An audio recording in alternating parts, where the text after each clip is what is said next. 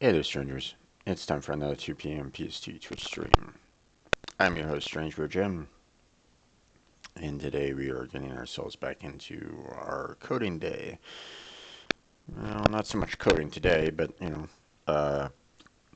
it's the day where I focus most of my attention on continuing the development of my game, GGG, using Unity 3D and C Sharp.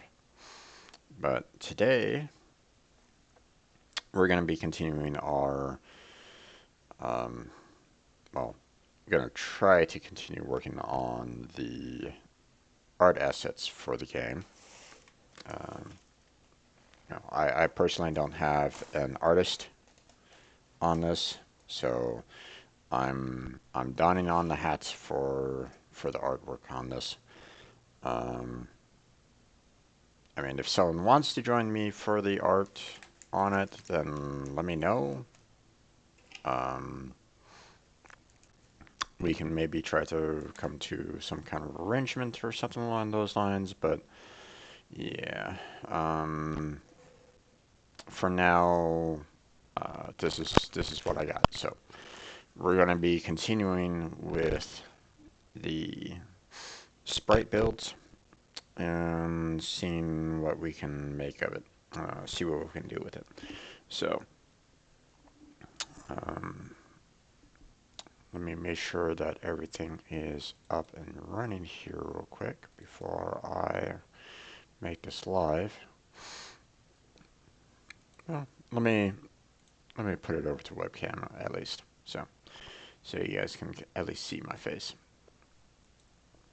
So um, we still got a lot to do in terms of the art assets, and it's going to take me some time to get them done. So um, I'm kind of doing it this way a little bit, so you guys can kind of show, so I can kind of show my development of it, so no one's ever really looking at me and going, "Well, you're just fake. You're copying this from someone or something like that." You know, no, I'm. This is me trying to build something um, myself um, with, fairly little help for the most part. Um, but yeah. Oh yeah. So we are in our Discord. So that's done. We can close that window out there. Let's see. Um,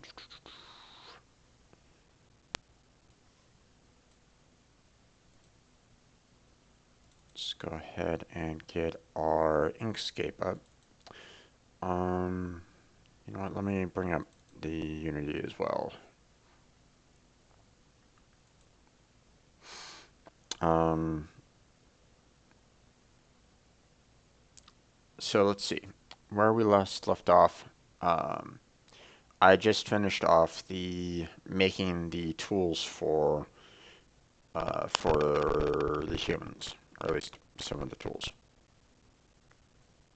Um,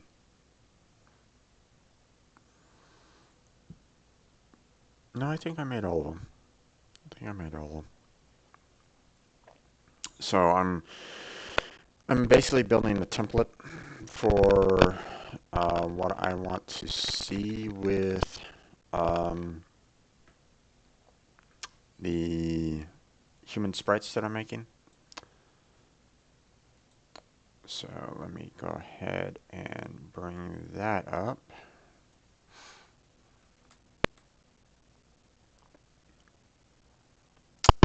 Oh, right, and where we left off was the weapons. We were trying to figure out the weapons um,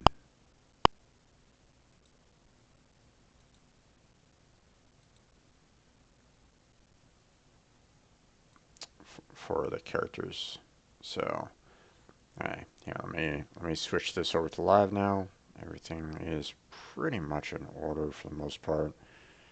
Let's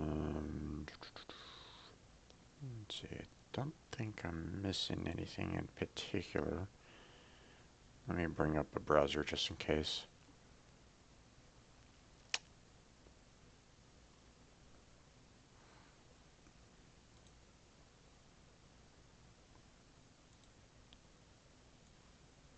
There we go.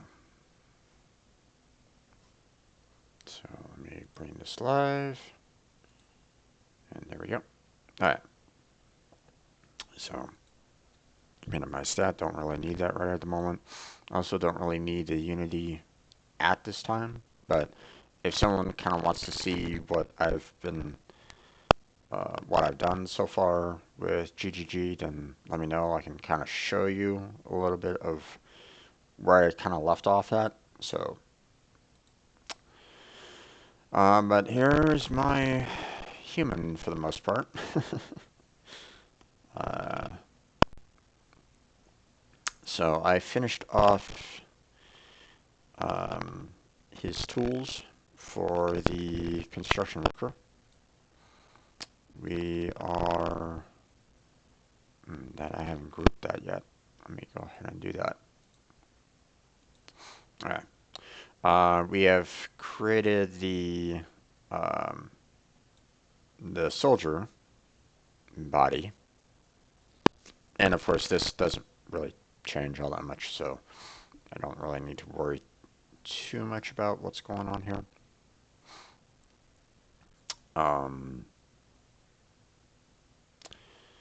So we got those. Then we have, the feet going in different directions. I created the character's hair, its nose, so that if I need to kind of change the angle on where the character's walking in the animation, I can do so. So, last bit of work that I was working on at the end was trying to develop some weapons for the human characters. Now, you might be able to go, if you missed out last week and you're like, Jim, what exactly does a holy book? Uh, how's a holy book a weapon? Good question. Let me get some more water. I'm very thirsty today for some reason.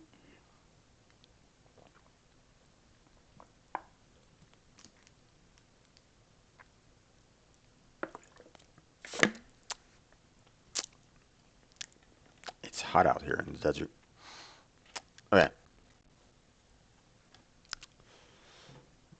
So,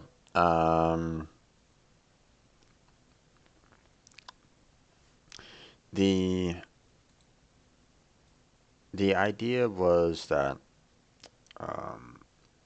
we have 3 different enemies in the game: ghouls, ghosts, and goblins.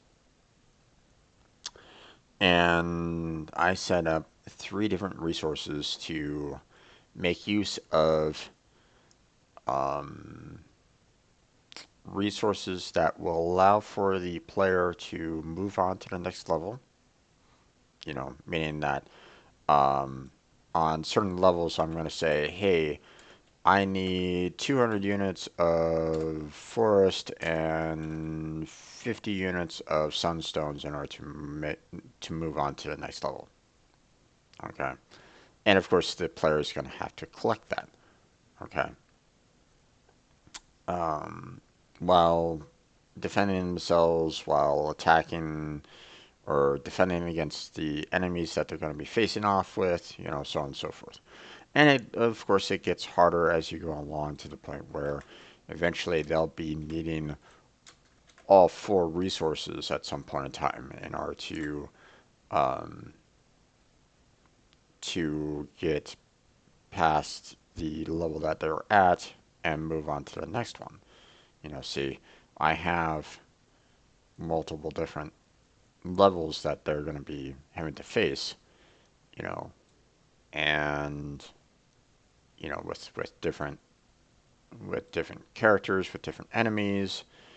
The levels themselves are going to be kind of changing each and every single time, which I've regarded kind of finished and like um, the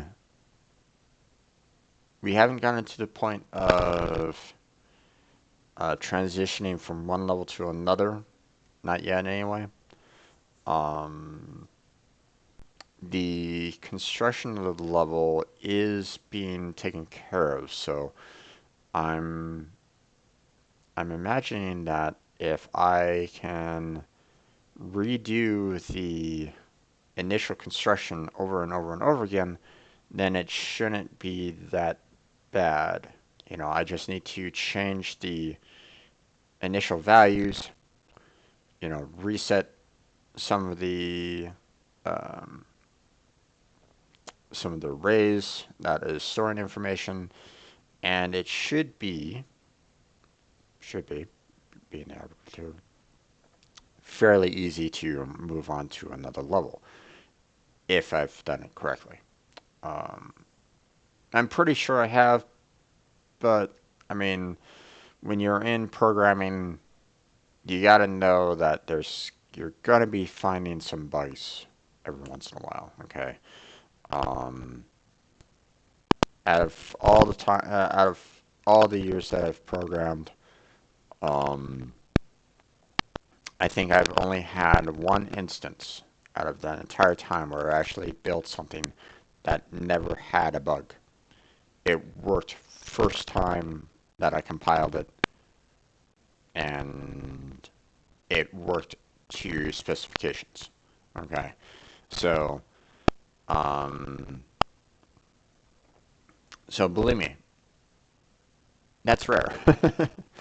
um, anyone that has ever really done any kind of programming should be aware that they're going to need to do some debugging and figuring out if they messed up somewhere. Okay, don't let anyone else tell you otherwise. Okay. Um, uh, so, but we are working on the weapons that I'm using to combat these three different um, monsters. Okay, I'm creating weapons that so eventually the player is going to be able to hire hunters. Okay, um, and those hunters are going to be going out and attacking um, the ghouls, ghosts, and goblins, removing them or kind of forcing them back to their village or something along those lines. I'm not quite sure. Um, I might do uh, like a fairly PG, meaning that um, the hunter will hit them and they will kind of move back to their village, and the hunter will proceed to go after someone else. Okay, I'll basically mark that enemy off as defeated, so the hunter won't necessarily chase after them anymore. So, um, but I need appropriate weapons for these hunters to take down these three different enemies. Okay, I've already thought of making something for the ghost in uh, that is an homage to Ghostbusters. Thinking I'll just use um, some kind of melee style looking weapon that is very similar to the proton pack. Um, I'm not sure how I'm gonna really go about making that, but I'm gonna see what I can do. Um, but then I was trying to figure out what I wanted to do for the ghouls and what I wanted to do for the goblins. Now, ghouls, most everything that I've read was these are undead, supernatural beings that you typically want to use some kind of um, holy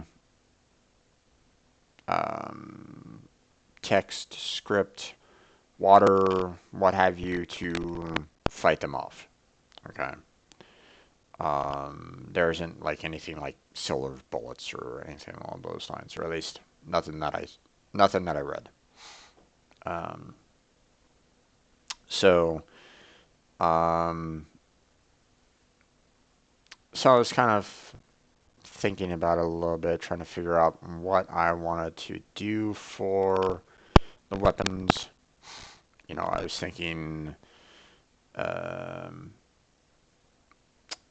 maybe uh, like a holy symbol, but I didn't really want to do that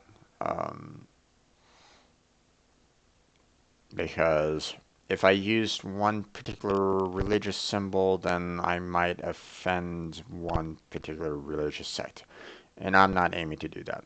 Okay. Um, I'm not. I'm not trying to make fun of any particular religious sect. Believe me. Okay. I don't want to do that.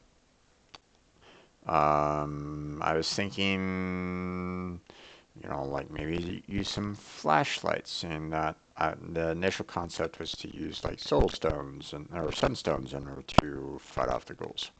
So maybe have some kind of flashlights that like shows off the sun or something like that. Um, in the end, I kind of leaned more towards um, a book. Basically someone taking a book. I don't really have any good example. Nothing really good around here at the moment. Here, hold on. Basically like taking a book, like a book, and they're just going bam, bam, bam, on the monsters. Okay, something silly like that. Um, at least that's the idea. Um, so, um, and again, I don't want to put any kind of religious symbol on the book. I don't want to put any kind of like cross or star or um, anything really, any kind of symbols on here. I want to make it fairly generic, so I'm not trying to offend any one particular in one particular religious sect or anything along those lines. Okay. Hopefully, I don't offend them all, but you know, you never know. Okay. When it comes to making games, um, it has to. You have to understand that you may not please everybody. Okay. Your game might not. Um, okay. Um, with all the people that's out there in the world, okay. Um, when you're making a game, okay, you want to try to make it so that everybody, or at least as many people as you can, enjoys the game, plays the game, has fun with the game. That determines your success. Okay? If they have a fun time with it and they recommend it to others, then then your game it can be a success. Okay? Because it's fun for that individual. You made someone happy. Um, and they were willing to suggest your game to someone else. Okay, that's good. Okay. Um, if you develop a game that you have a lot of people saying this game sucks, this is the worst game ever, um, this should be thrown in the trash. Learn from it. Find the ones that actually have some constructive criticism. The ones that are saying, hey, you need to work on your art style, or hey, the AIs are super dumb and they're not doing what they need to do. You know, you find the constructive criticism and you work with it. Okay, you take it and you work on the next game.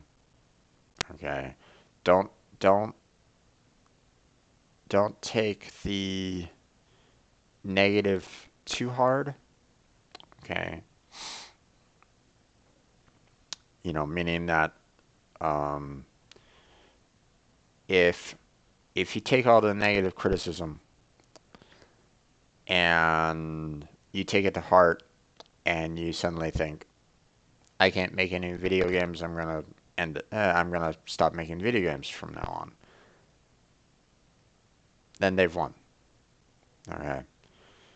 Um, they've basically defeated you, and um, it's uh, don't don't take it as a defeat. Take it as a setback. Take it as a stumbling block. Take it as falling down a couple steps of the stairs. Okay. Get yourself back up and continue to walk. Okay. If this is what you want to do with your life, okay, if programming or game development or anything, art, okay, anything that you have a passion for that you want to continue working towards, um, take the criticism and use it to fuel the next endeavor. Okay. Take the criticism, take the constructive criticism, and build off of it. Okay. Learn what some people are trying to say. Okay. Especially the ones that are actually trying to help you out. Okay. Um, it might not seem to you that way. Um, Meaning that you may look at it and go, this is just negative criticism. Well, in a way, yes, because obviously they're not like 100% backing you. Okay, they're not saying, "Oh yeah, this game, this art, this book, what have you, is perfectly fine. It's the best in the world." Can't really expect that all the time. Okay, um, you know, there's going to be those people that are going to be looking at it and going, probably not. Okay. Um, and that's okay. All right. Like for example, I look at this and go, and I already know there could be better artists that do a better job at this than I would. Okay. I already know that. So if anyone comes along and says, boy, your art style sucks, well, that's not constructive. Okay. But if they were to say something like, hey, maybe use some gradient on your eyebrows, make it look a little bit more like, you know, their actual eyebrows or something like that. Okay. Then take that. Okay. Learn from it. Okay. Um, but the ones that say, art style sucks, your programming sucks, that doesn't help you. Push that aside, push it out of the way. Don't look at it again. You don't need that. Okay? People that say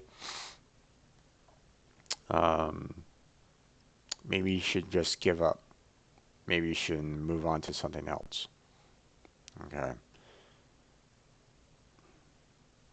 It's wrong advice. Okay? If if you're passionate for a for something that you want to do, then you should be going for it. All right? Don't let any naysayers say otherwise. Okay? Um, you may have to work harder than others. Okay? Some people might get it. Okay? They might understand it faster. They might get it faster. They might be able to draw it faster. Who knows? Okay? But don't let that stop you. Okay? So, I'm working on the Holy Book right at the moment. Then we need to figure out um, what I want to do for the um,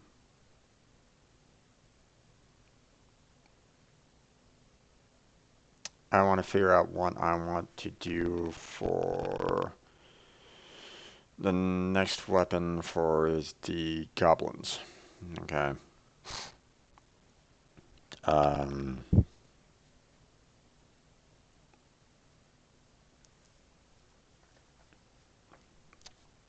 should I, I'm kind of thinking, you know, frying pan or the spork, but I'm not sure. I'm not sure what's silly enough. Um, I'm trying to keep it fairly lighthearted and silly, if you haven't already kind of guessed.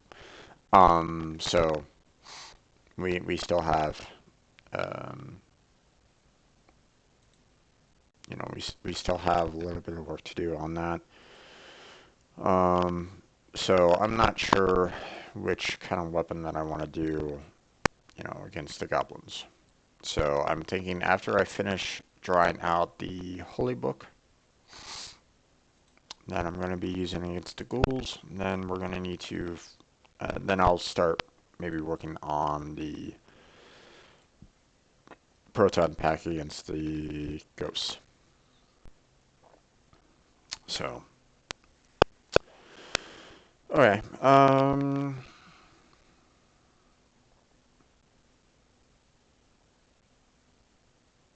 Okay, so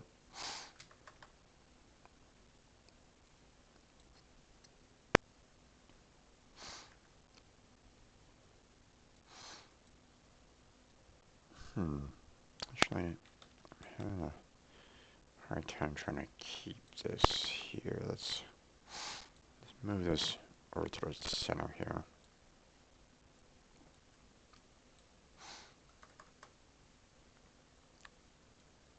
There we go.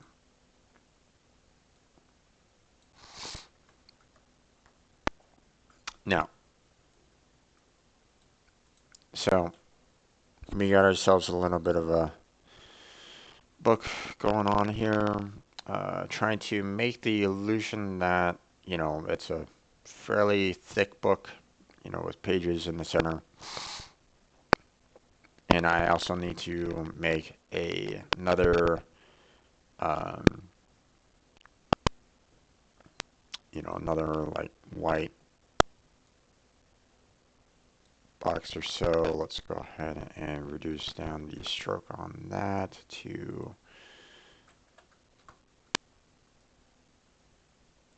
let's see, 0.5.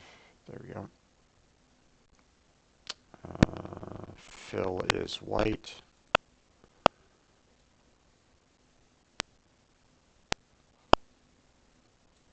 So what I need to do is I'm going to angle it a little bit. So we're going to basically put it like so, but obviously it needs to have the right, the right kind of angle for this,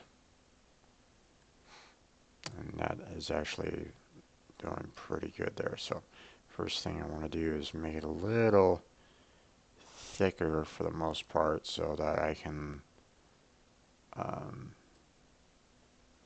have some of the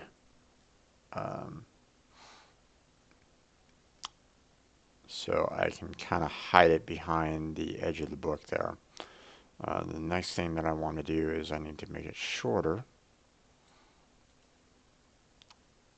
so that I can kind of make it blend with the background here a little bit. So let's angle this a little bit more again.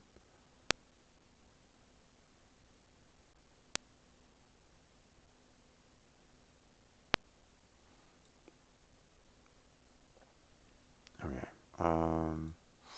So we're gonna crease this out a little bit, like about there, I would imagine.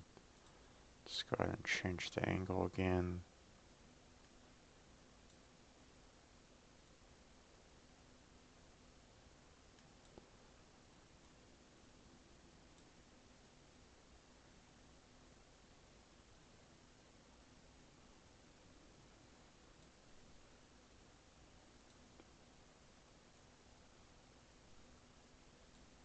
All right. Is that great? Probably not.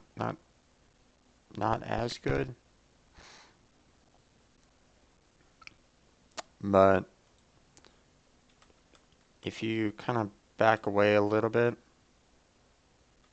it works.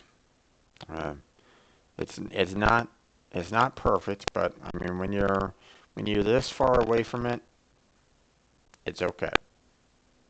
So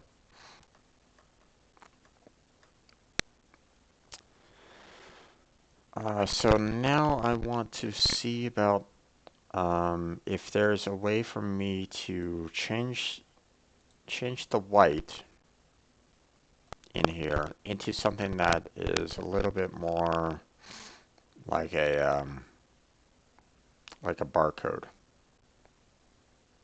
style of it. Okay, how can I make um, this full of vertical lines or this one full of horizontal lines? Okay, I'm not sure, and I need to figure that out before I really go on or see if it's easily possible. Okay, if it isn't, then I'm just going to leave it the way it is and move on. Okay. If there is no way for me to create any of these, create um, like a barcode or something along those lines to kind of show that um, there are some hashes along this, then yeah. So Inkscape, here we come. I need some tutorials on this here. So Inkscape.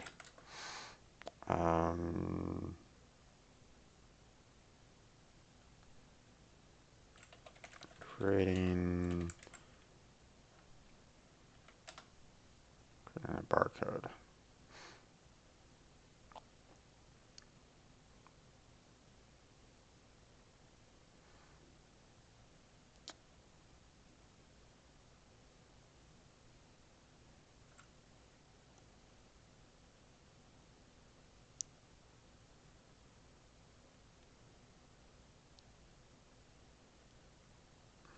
I don't want the actual barcode. I just want to simulate like barcodes. Um,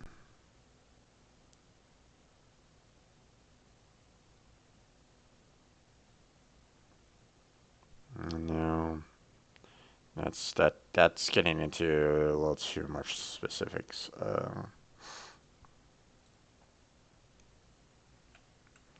Simulate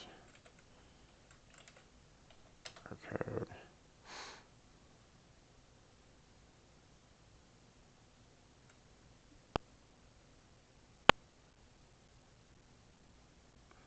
Yeah, no, they're talking about actual honest to gosh barcodes, and it's like no, no, not what I want.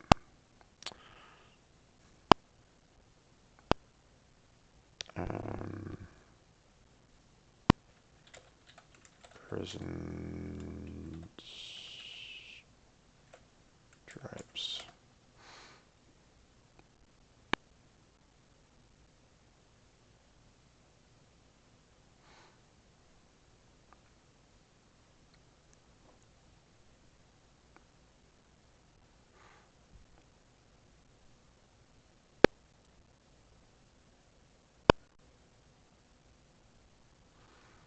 Hmm.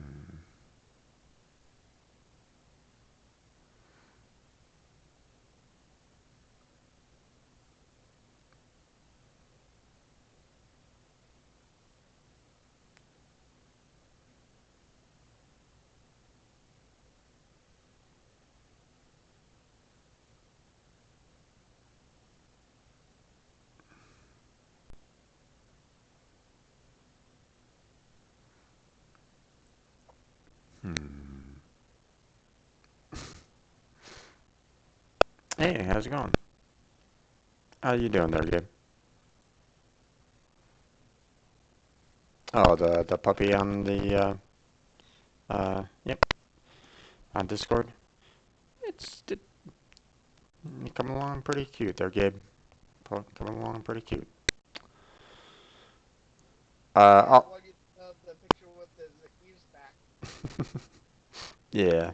Although you did put it in screenshots for the games and not pictures, so I'm like, okay. I guess he's part of a game now. Oh, I know. It's one of the reasons why I set up a separate text category for just like media in general, like videos and pictures and stuff like that. So when someone like wants to just kind of talk about certain subjects, they can just talk about it in text chat without too much like um, I don't necessarily want people going through like huge um, well, okay, um,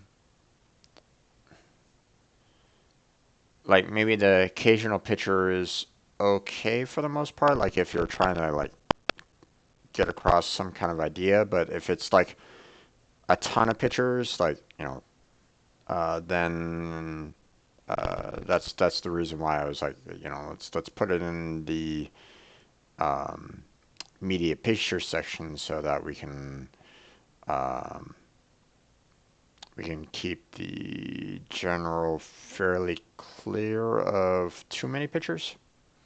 So that's all. That's all. Um, but no, man, it's puppies come along nicely. You having uh enjoying the puppy quite a bit, or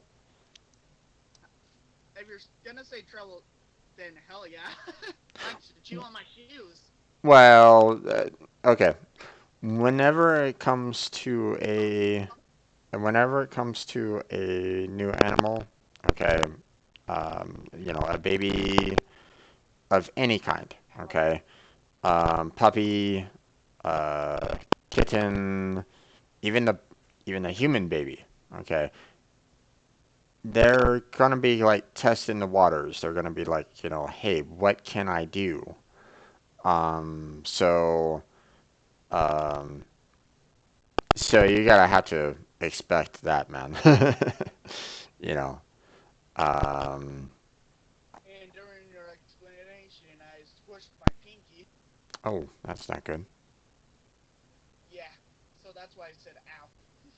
I was wondering if the puppy was like chewing on your hand or something like that. Oh no, we can't let the puppy in just yet until he's potty trained. Gotcha. Yeah. Yeah. That's Otherwise, you would hear me saying no barefoot or don't do that. yeah. Well, I mean, it takes a little bit of patience, practice, and um, work to get a puppy trained. So, um, but obviously, um, once that's done, then you won't have any issues. But yeah, you know, training a puppy early is pretty good. is a pretty good idea. You don't want necessarily the puppy like peeing all over the place or barking in all hours of the day or night. That kind of stuff. So Oh, the puppy has not done that yet. I don't know. But every Pro- time Probably will. when dog, every time when it whines, it would just wake me up Oh yeah. Oh yeah. because I'm used to my cat, but now I have to get used to the dog. Yeah. Oh yeah. Would get me up at 6 every day until I got used to it. Mm-hmm. Okay. Let's see. What's the puppy's name? Barefoot, he has white paws. Ah, barefoot. Okay. Nice. Well, rather than not paws, like white or like toes. Oh yeah. I mean, it's understandable. So. Hmm. After stream, you wanna watch me play Halo Sure. I can do that. on in Halo? I have the Hmm. Scarab beam. I have no idea It's what a I have no idea what you're talking about. Okay. Have you ever played Halo? Nope. Never. Nope. Never. Jeez. Mm, Never owned the console for it, so never owned it, and never had that many friends that had it either, or invited over for playing the game. So yep, nope, never played it. Let's see, let's see. Hmm.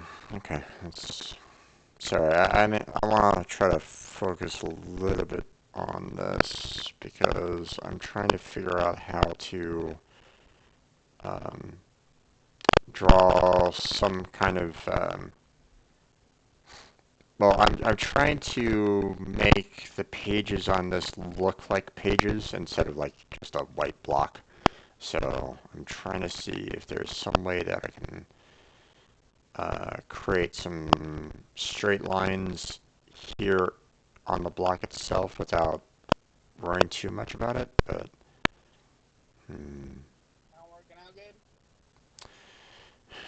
not as well as I've wanted, or at least not as easy as what I need. I don't want to be spending the entire day just trying to make um, you know, slashed lines all over the place. Um,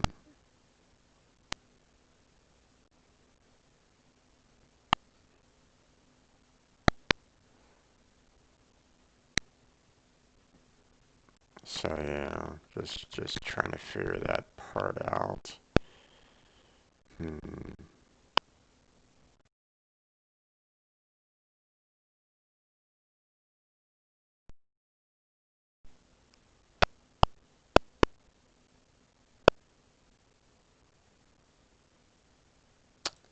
It's not quite what I need. Hmm.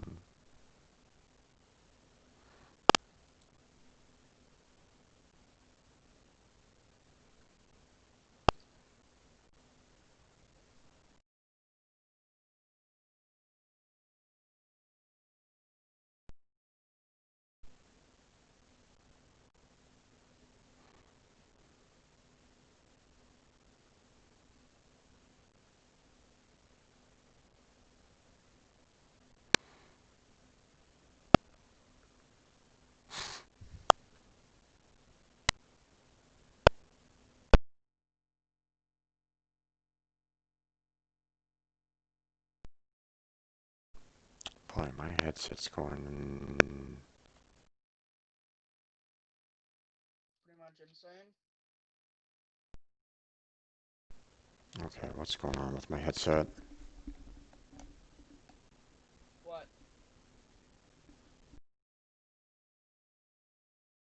What is it?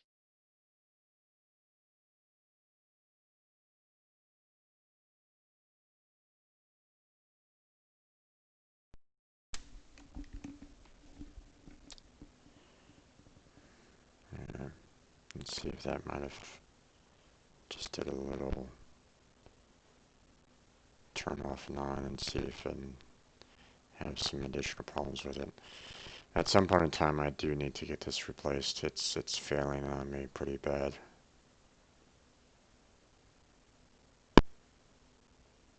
It'll happen at some point, but What? The headset will just uh, give up? it's already failing already. My right ear is completely gone now. I can't hear anything out of the right speaker. So Jeez. it's giving up. So and I don't really have the electrical engineering experience to try to break it apart and see if I can solder wires together to see if I can fix it. So, um, maybe I can try that at some point in time, but um, Maybe in the future when you learn it. yeah, but um,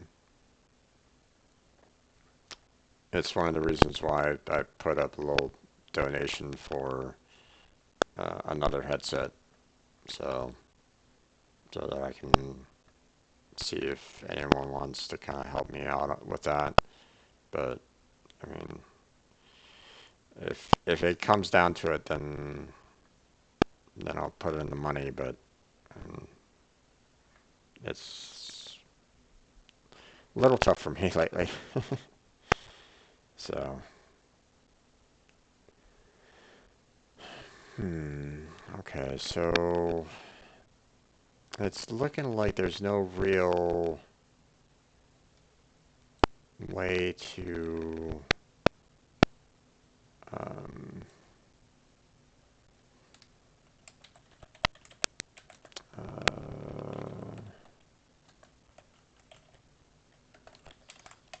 no real way to kind of um,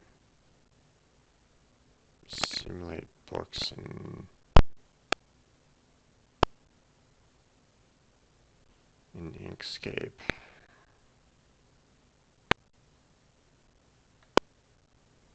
or at least nothing that um, let's see. Um,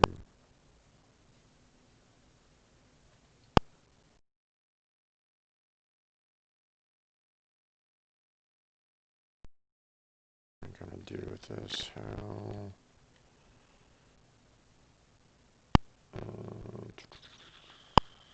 What's the best word to use on this?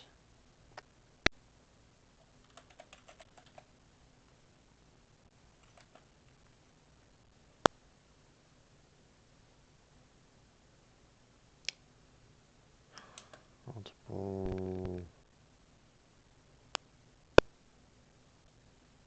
lines.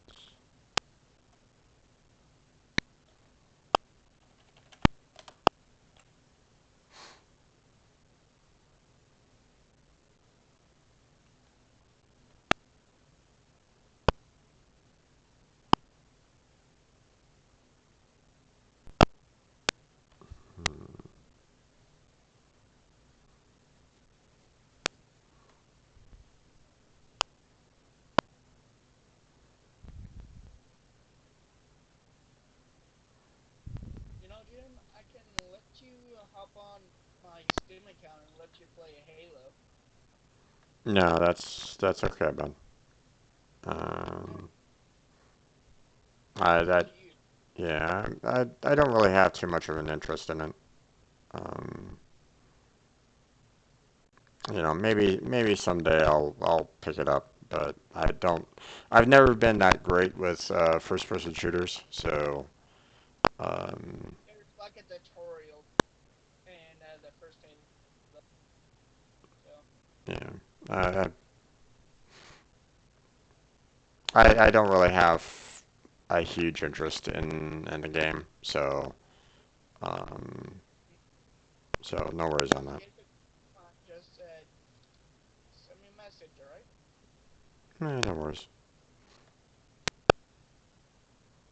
Let's see. Because I really am not playing on my Steam as much.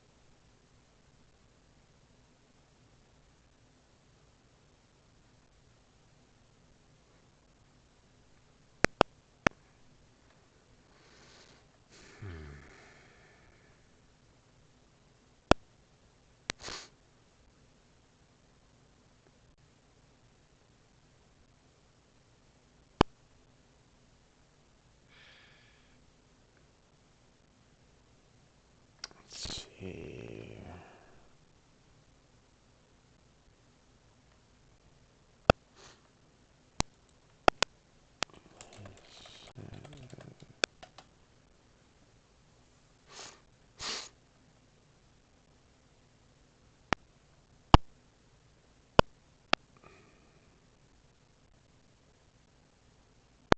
So, do you like third person shooters, I'm sorry. Come again? Jim? Do you like third person shooters? No, I mean the whole idea of shooting games. Um, like Borderlands, for example. Is a game that I don't typically play that often. So, um,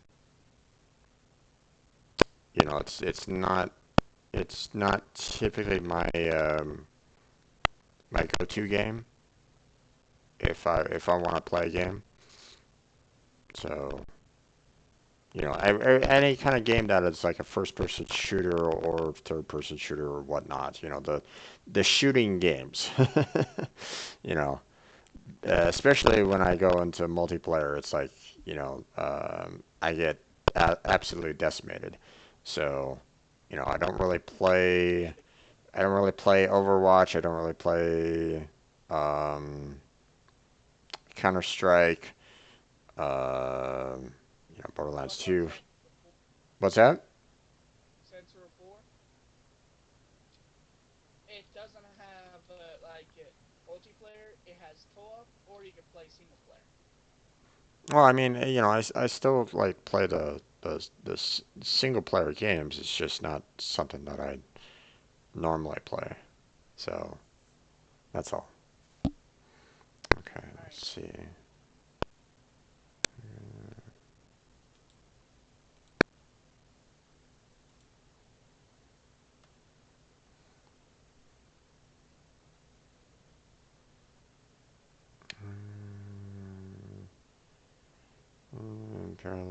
shut down. Trash.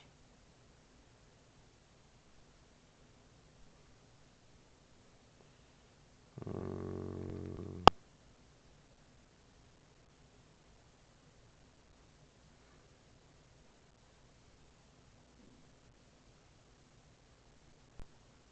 and parallel lines of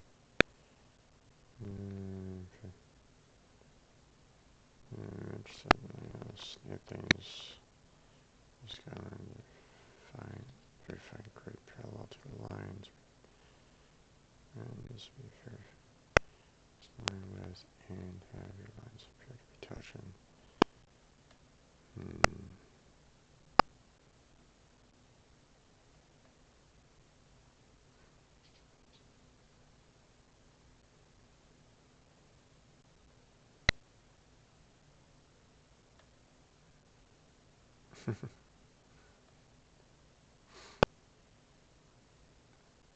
Okay, so just someone commented about the map. Not so much that you solved the problem, but your transit map is a huge turn on. uh,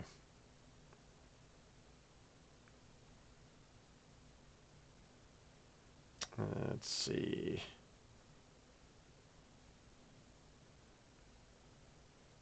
Okay, so it's looking like this idea of maybe trying to create some kind of hash lines or something along those lines to simulate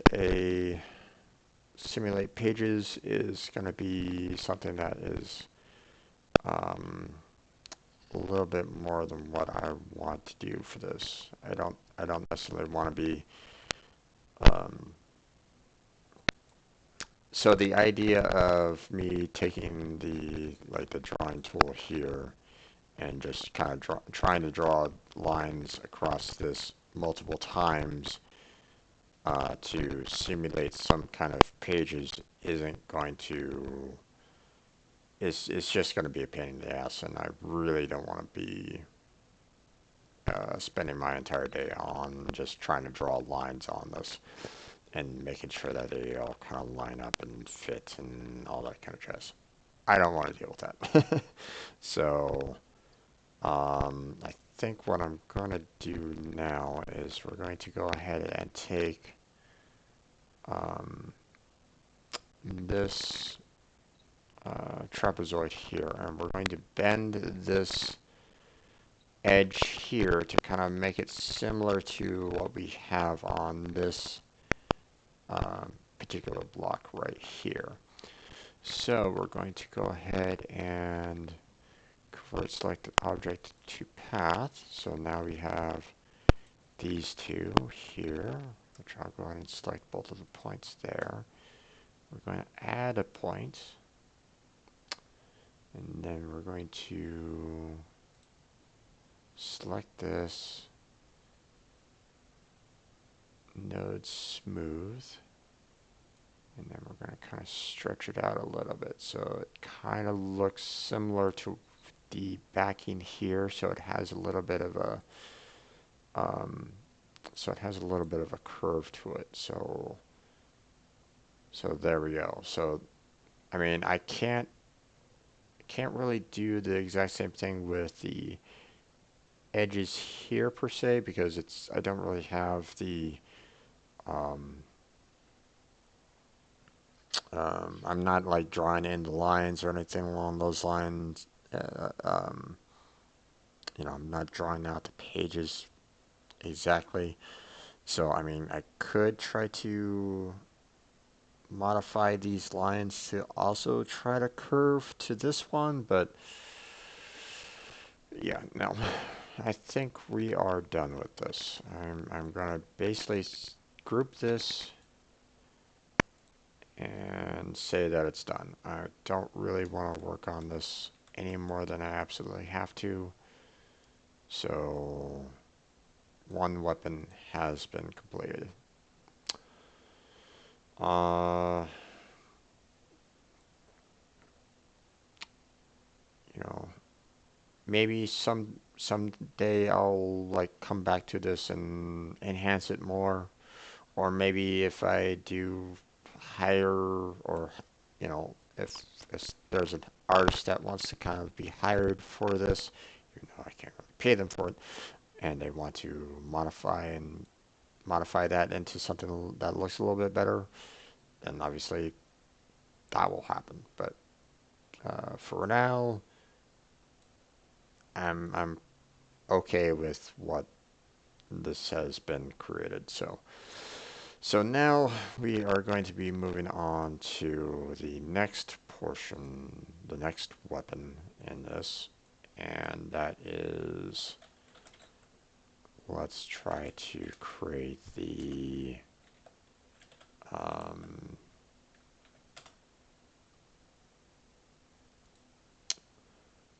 the idea for, like a makeshift proton pack. But I gotta be careful here because obviously um, I don't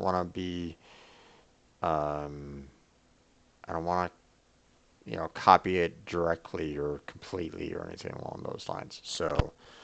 Um, so I want to change this up a little bit. So the style is similar, but obviously not a direct copy. So, um, so let's see, how am I gonna go about creating this? So, based off of the look here, you basically have a box with two cylinders on either end. Um, Now, what I'm thinking about doing is like maybe putting some kind of um, like maybe some kind of like maybe axe blades or something like that on the end of the cylinder on one end, so it looks more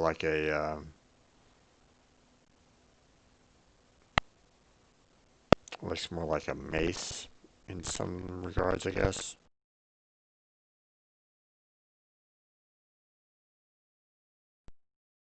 Proton pack as well. So, hmm, so someone looks at it and goes, "Is this guy trying to simulate a proton pack?" But yet still kind of keep it different. So how am I going to do that? How am I going to change this up a little bit? Hmm. Think.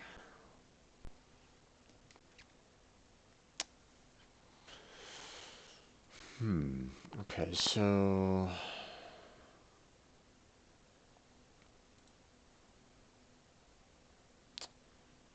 let's go ahead and...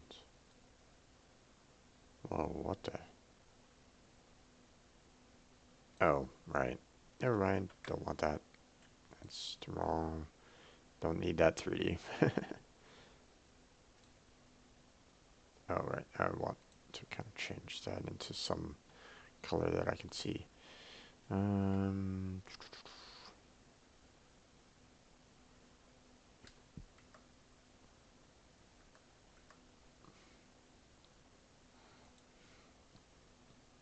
hmm.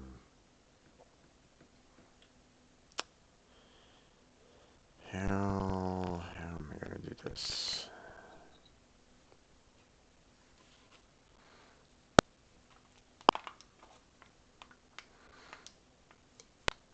It's hard to, um, if you're not used to it, it can be a little difficult to try to draw um, the um, the different art assets to look like that some are of a 3D perspective. Like you can kind of see a little bit of the curve to it.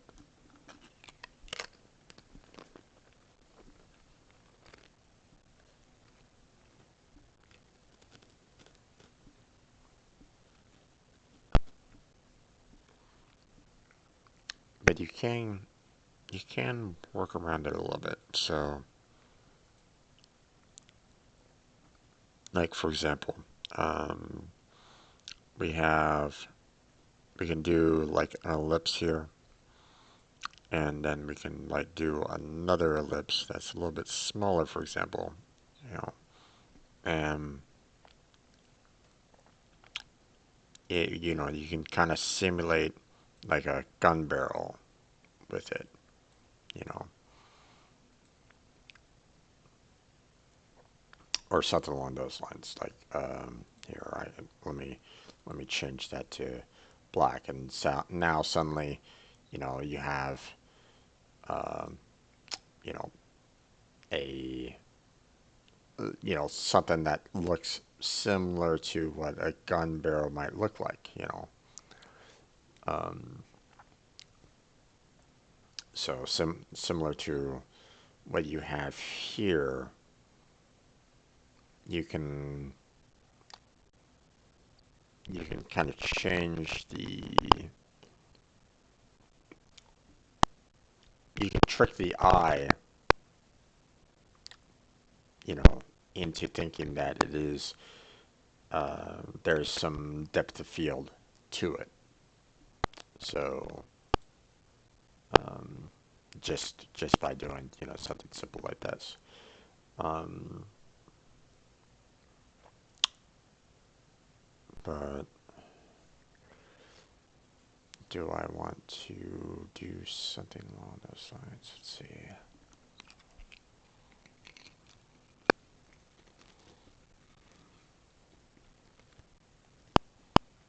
Hmm.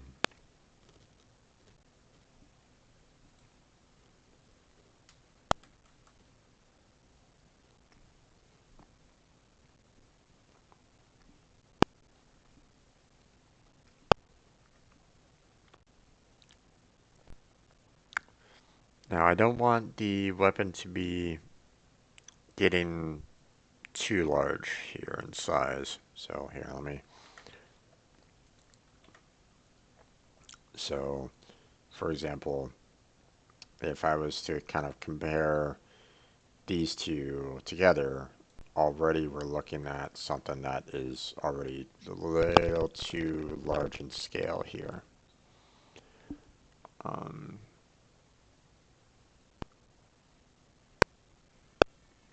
so I'm gonna need to kind of reduce down the size of this a little bit more to make it a little bit more manageable.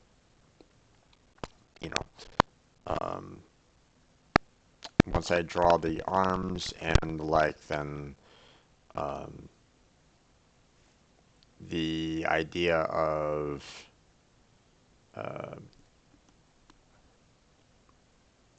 the hand trying to go around an object that is like the size of the body, for example, doesn't work. So I need to make sure that the scaling is down, but yet distinctive enough to make it look like that proton pack, the gun.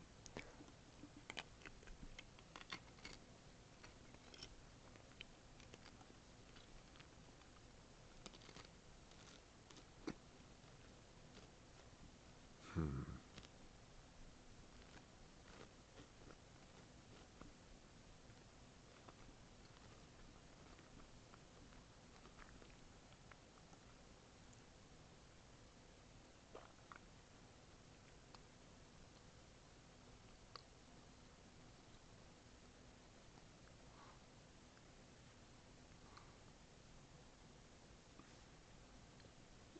So how I'm going to do this here.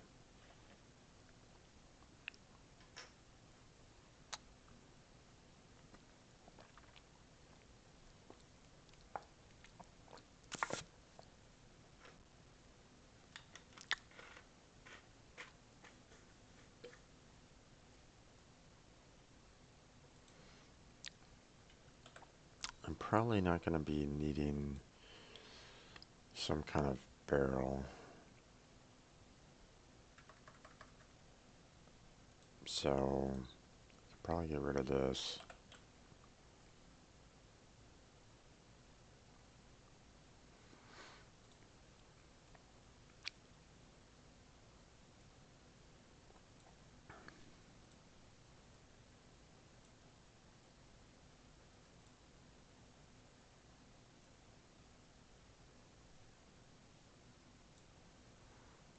Hmm.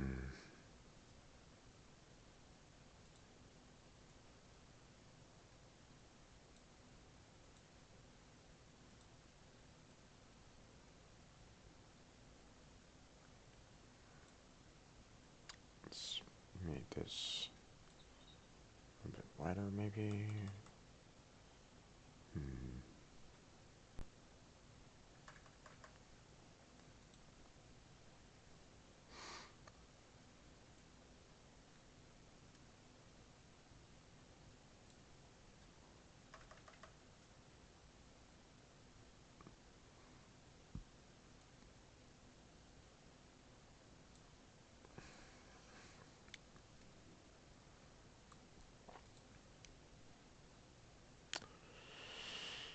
Let's see. Let's draw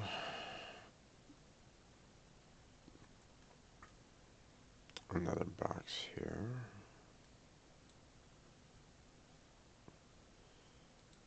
Don't really need like a major stroke.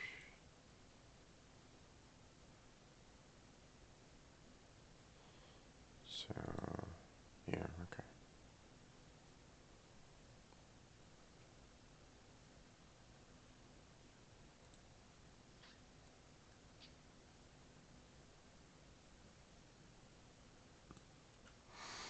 Hmm.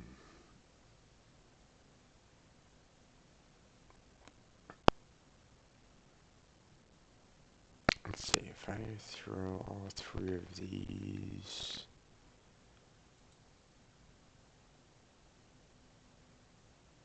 Let's see where align and distribute.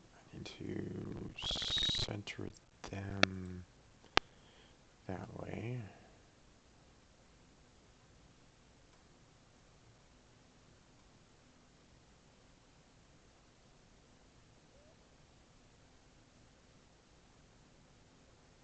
Actually, let's see, hold on. First off, that, center, that, center, that, center. There we go. Okay, so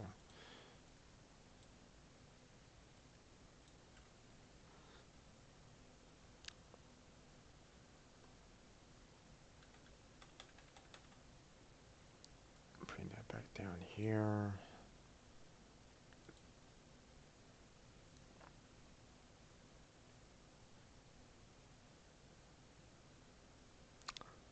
Hmm. Okay. Actually, now that I think about it, maybe I should have a little bit of a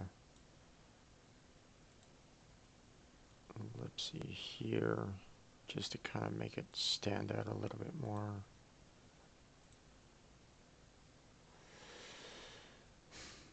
Okay, we'll do another copy of that. We'll go ahead and paste it again there. Reduce down the size a bit.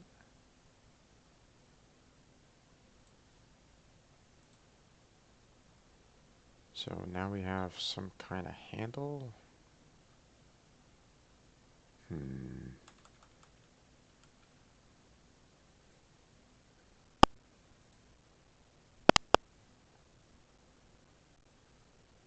I don't know if I really like that or not.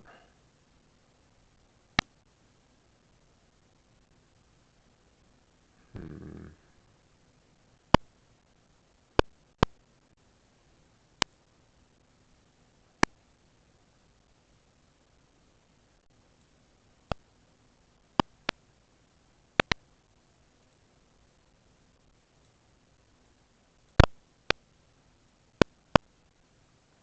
I want this to kind of stand out a little bit, so hmm.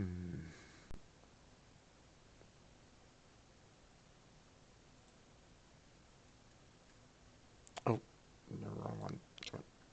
Go back there.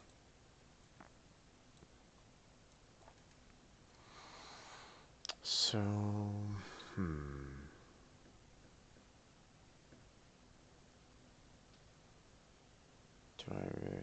Do I want?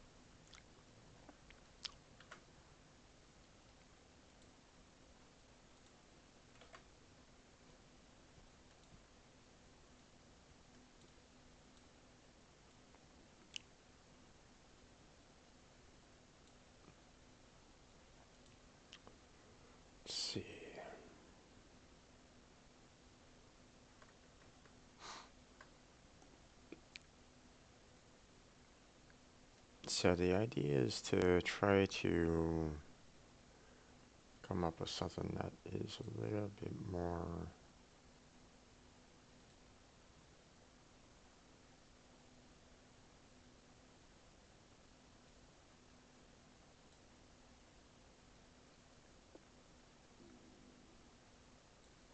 hmm,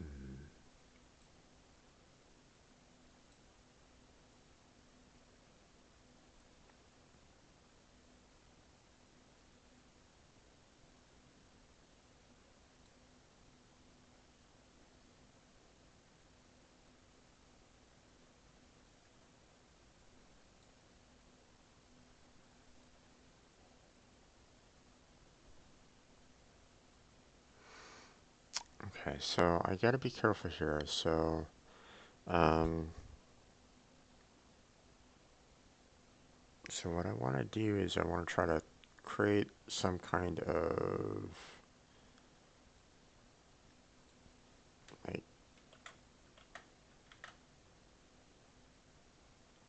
like a chord out of this a little bit, but at the same time, don't necessarily want to.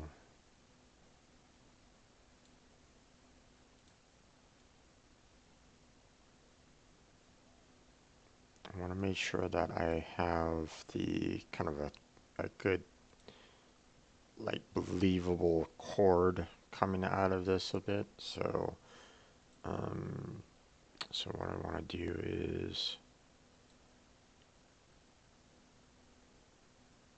create that.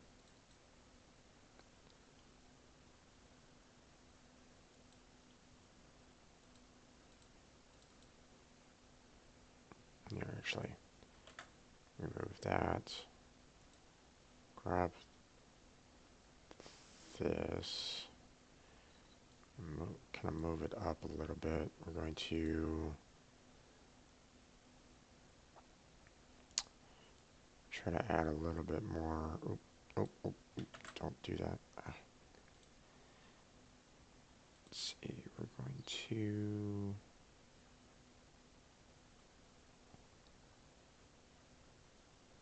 See, we need to kind of break the points on this a little bit so that we can have a little bit of curve to it.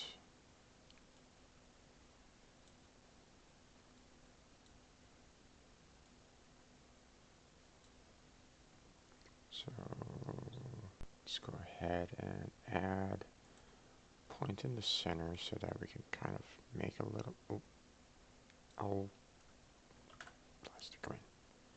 Give me that. Hmm.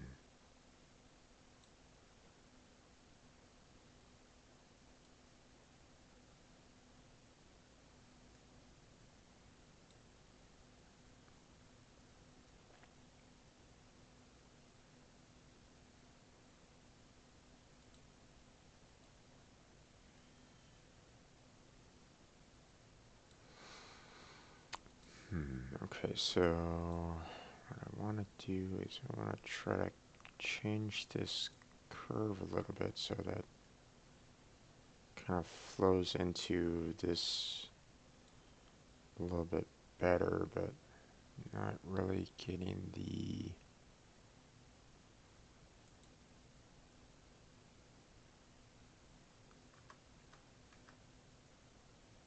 not really getting the curve correctly on this. I can't seem to change this at all. Let's see. Can I put another?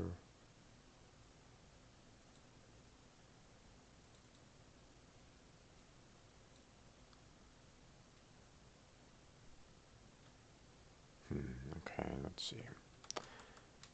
To figure this part out here. Let me go ahead and select both of those. We'll go ahead and add a node in there. Okay. It's a little bit better.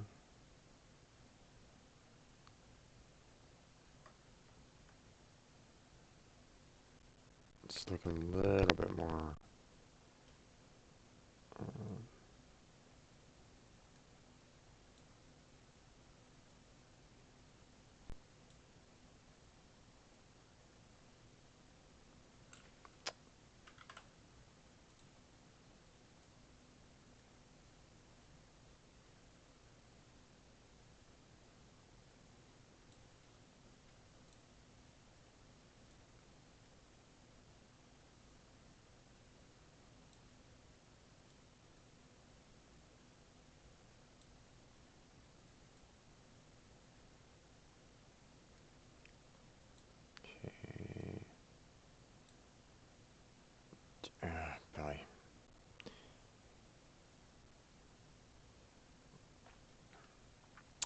this is becoming a pain a little bit.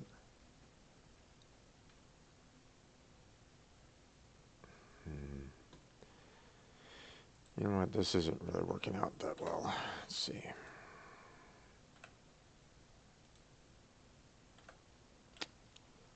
Um,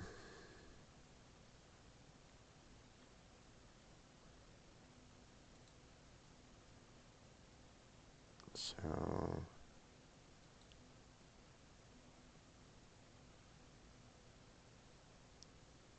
small line out here.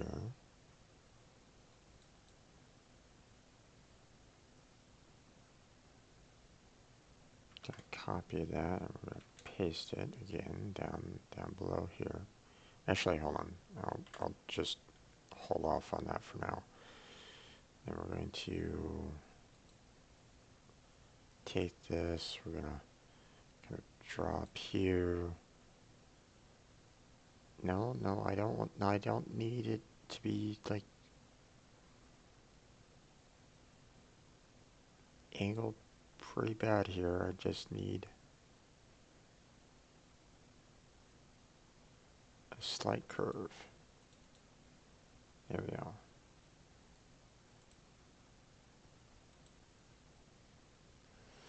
So let's go ahead and take a look at this a little bit.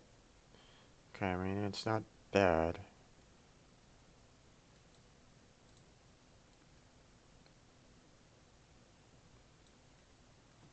Let's see, move that behind that, and we're gonna be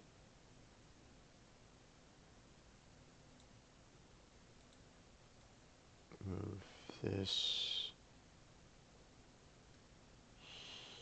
here, and now we have kind of two separate wires right at the moment. So I'm gonna take both of those, gonna group them together. I mean, you can kind of see, you know, as an artist, you know, there's a little bit of a niche here, but we don't necessarily need to worry about that too much. We want it to be kind of behind the hilt so that it looks like it's coming from, it has that visual perspective that um, you know, if you're like looking at a chord from say some kind of uh, squarish object, like, you know, I don't know if you can really see it here. Yeah, trying to focus it a little bit. You know, you're trying to make it look like it's coming from the um,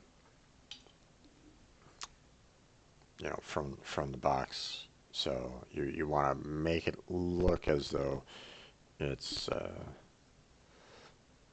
not like sticking out from the side. You know, instead of uh,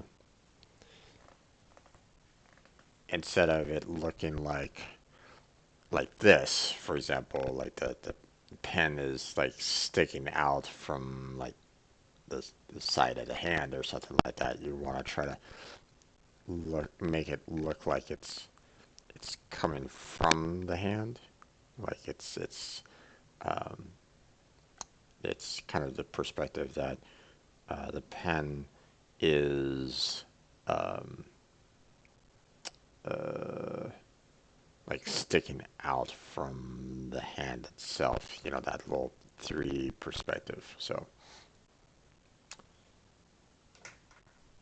that's the reason for this.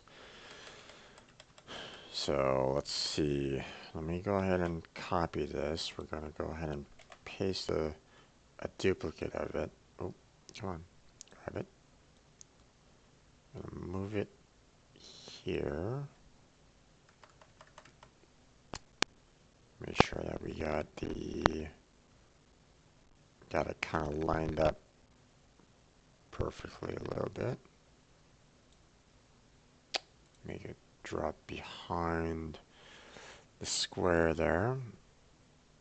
Now, what I probably should do is check to see whether or not um, the x values are the same.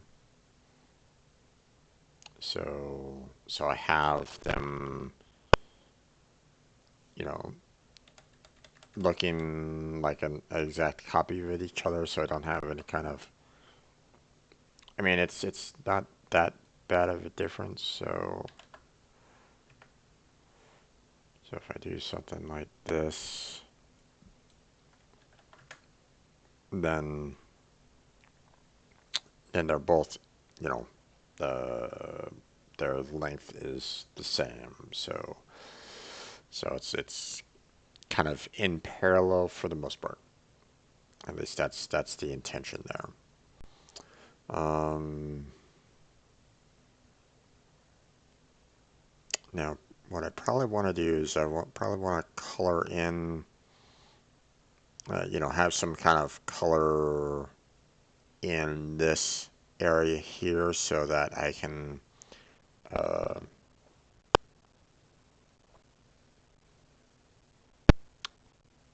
so it won't be, uh, the transparent. So, you know, you won't see like the background, for example, of the wire, for example. So, um, so what I want to do is let's go ahead and draw a closure here.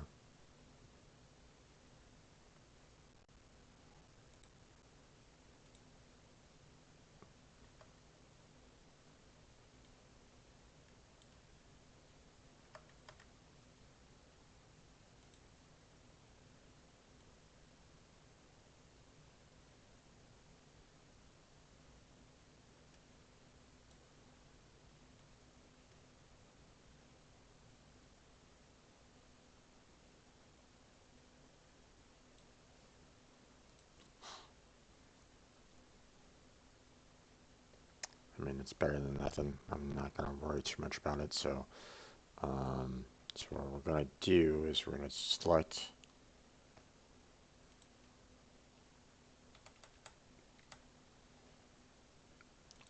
each one of these. We're going to kind of group it for now.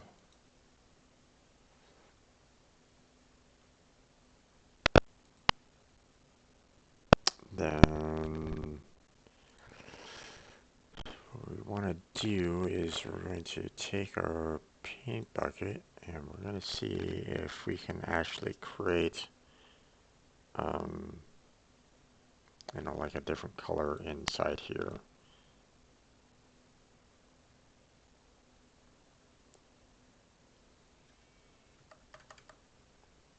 Okay, see that this is, um, as I was kind of afraid of it, there's a slight edge to this that's not really working very well.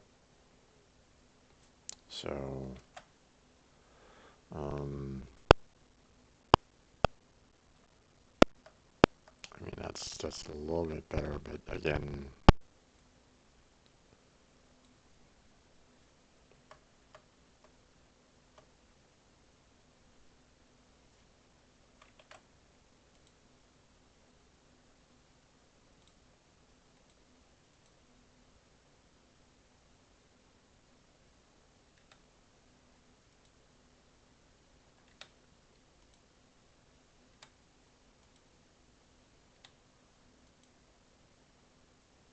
hmm,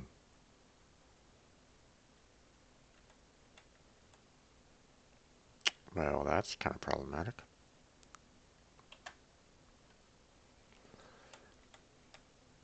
Let's see. Um, if I was to take this,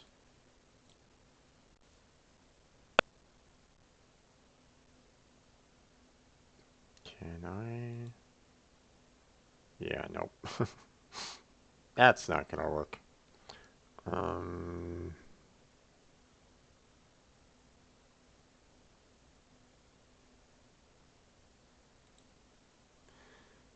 let's see. I might need to create.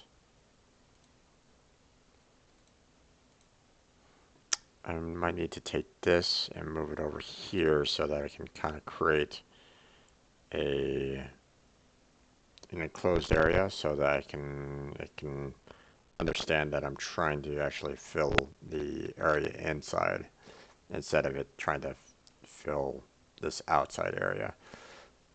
At least I'm gonna attempt to. I don't. Well, taking this edge here and moving over here won't be that big of a deal. But trying to actually fill in the interior and that's where things are gonna be a little bit more difficult, I would imagine. So first off, let's go ahead and ungroup this. We're going to take this, copy it, paste it over there. So now we're going to focus on this edge over here and see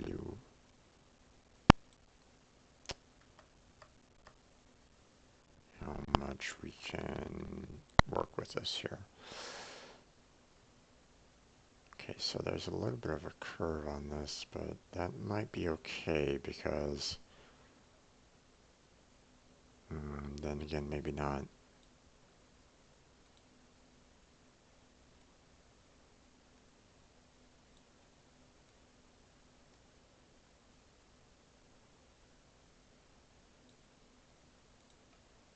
Yeah, that'll work for now. So now we're going to go ahead and regroup these again.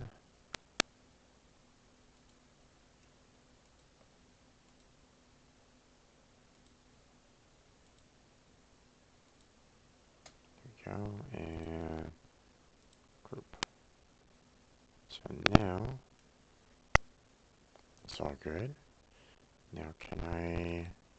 No. Okay, so I need to figure out how to.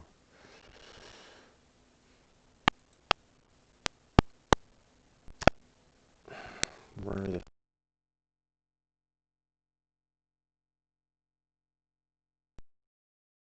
Hmm,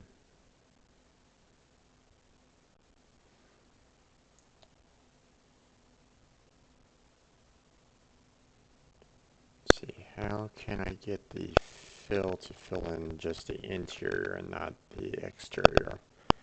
I'm not 100% sure on that.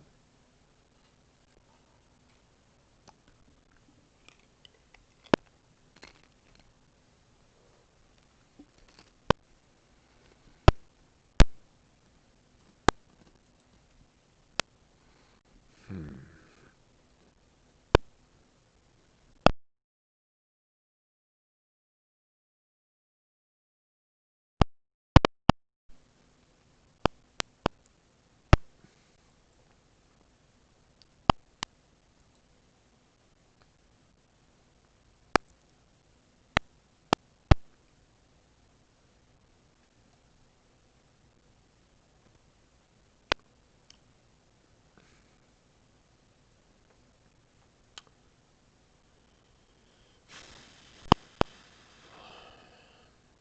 I don't even know how to actually do a Google search for this because that um,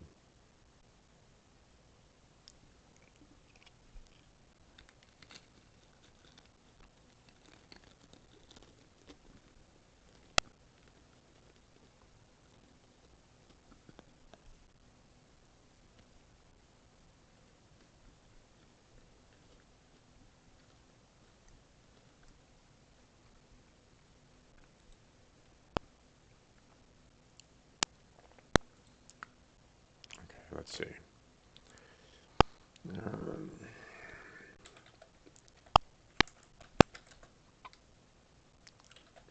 Coloring one side of a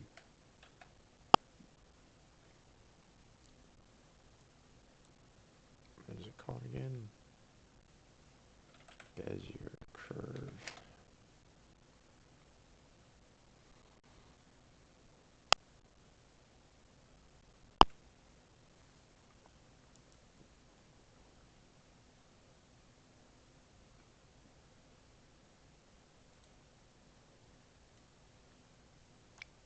And a properly fit color inside a shape in the escape.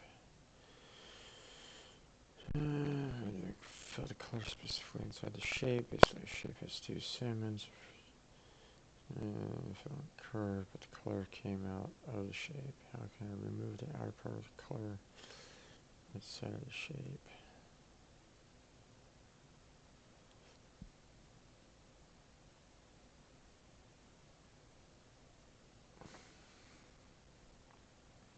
Select both paths.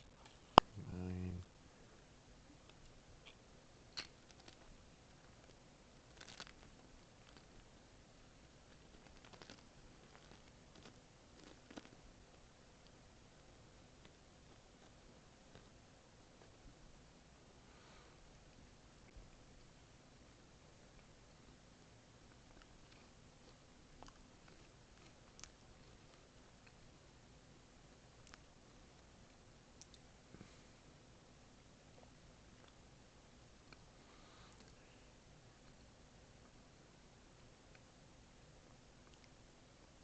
Okay, should closed path, otherwise fill won't work the way you want it to. For example, there's an open path which is filled. Select the object and select your transform object tool.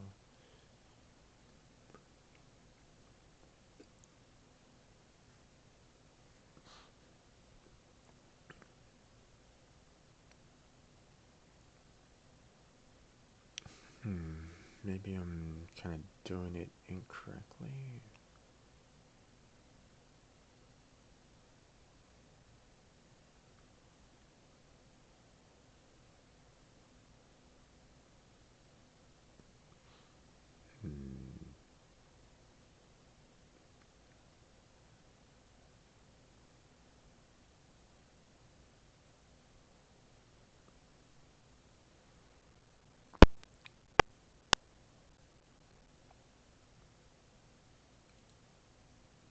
Let's see, path combine, control K.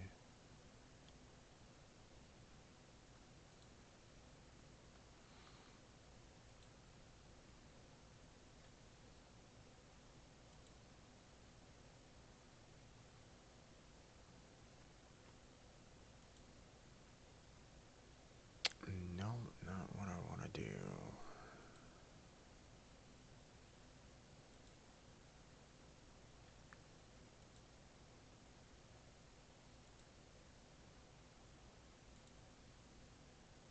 Nope, definitely not what I want to do. um,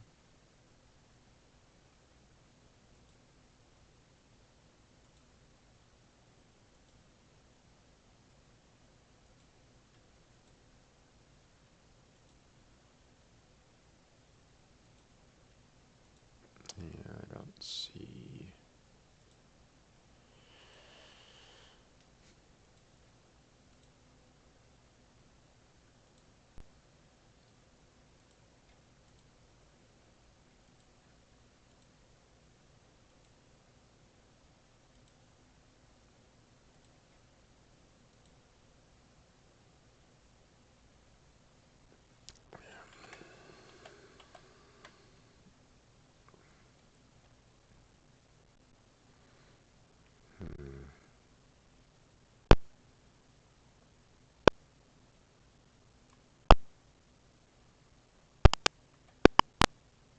Oh,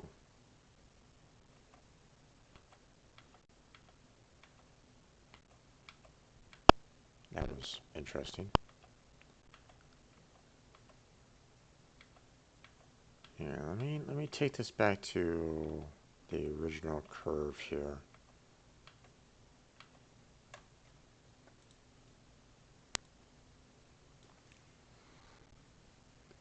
So let me copy that. We'll paste it again. And we're going to go ahead and make sure that it's on same X.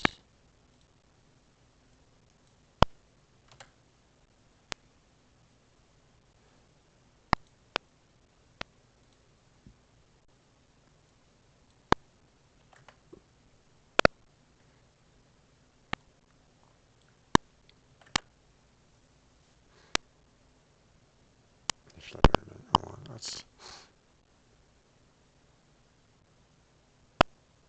make sure that we get these both here.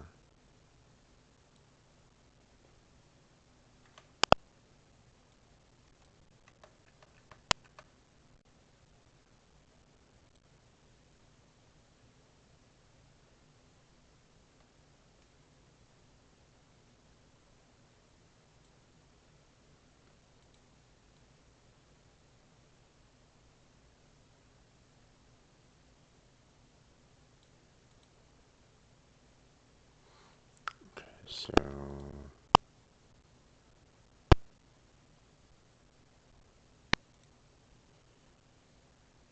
let's go ahead and do that. Do this.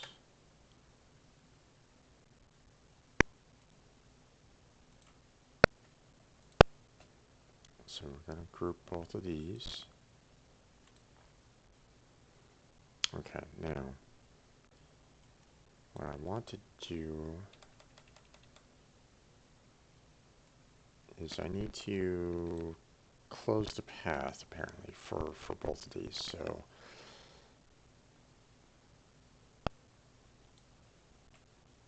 um,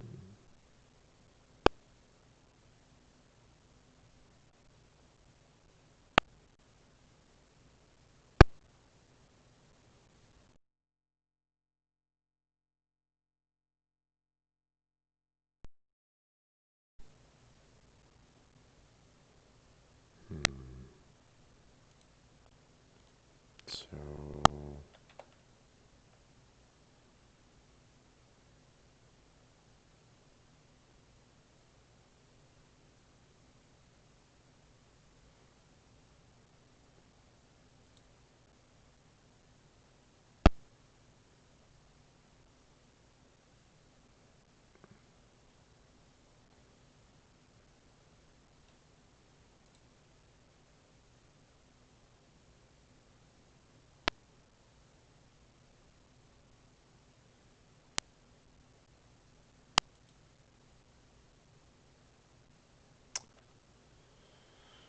so if I get rid of these,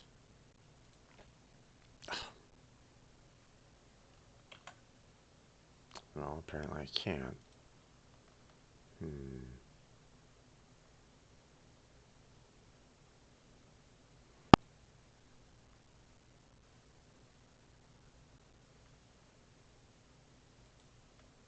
So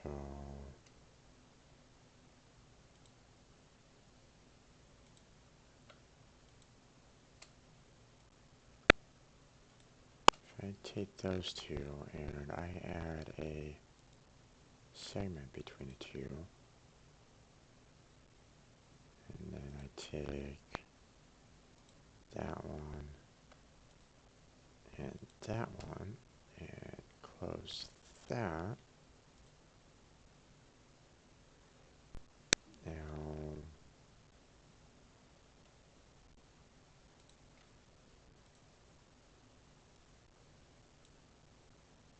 take that.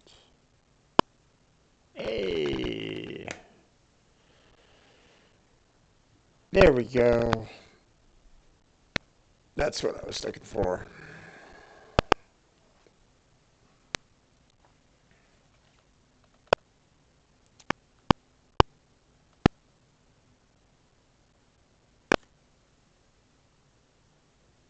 So now I can take that, move it over here.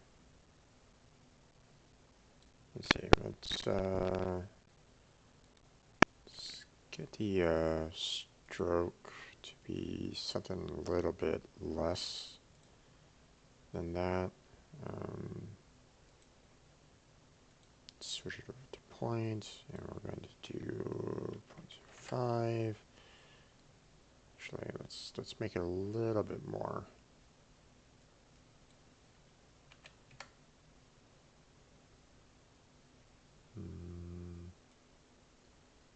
I wanted to make sure to stand out, so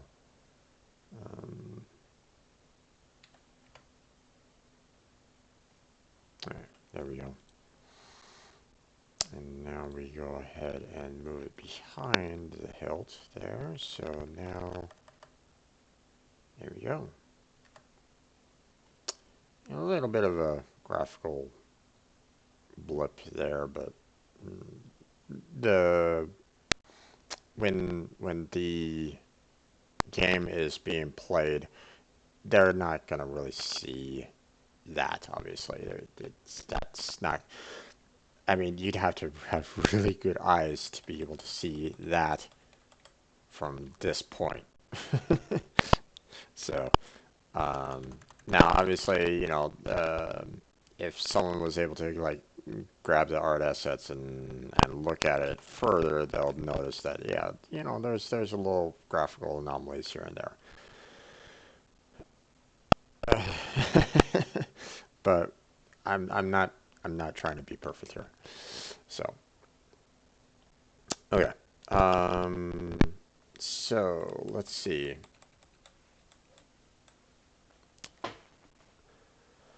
Will this work as a what I'm trying to do here? I don't know. I mean, if without the backpack, it just kind of looks silly, especially if so like here, let me take this. Let me make a copy of it. Well, so suddenly I take this and I have um, the warrior, the hunter, come along and go, hey, um,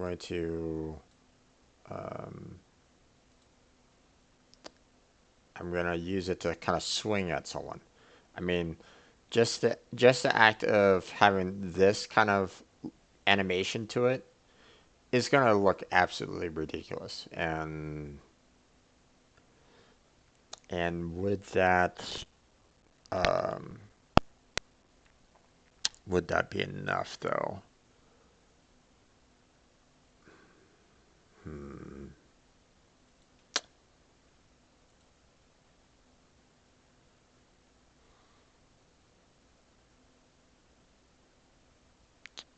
Should I try to add a little bit more to this or not? Um, Obviously, I'm probably gonna need to kind of change the color around, um, I'm just kind of using these colors as kind of a backdrop to, show what's possible there. Hey there, Kaiser, how you doing there, bud? Welcome to the stream. So, um, so obviously the coloring isn't gonna be that. I just want to try to show the different um, portions of the weapon here. Um, hmm.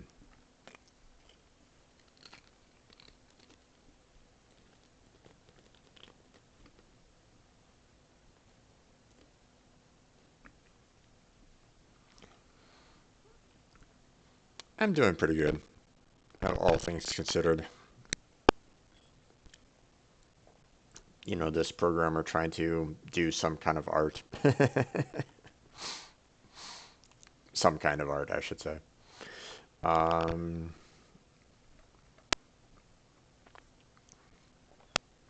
but let's see. Hmm. Uh, any tips on getting better at C sharp? Um,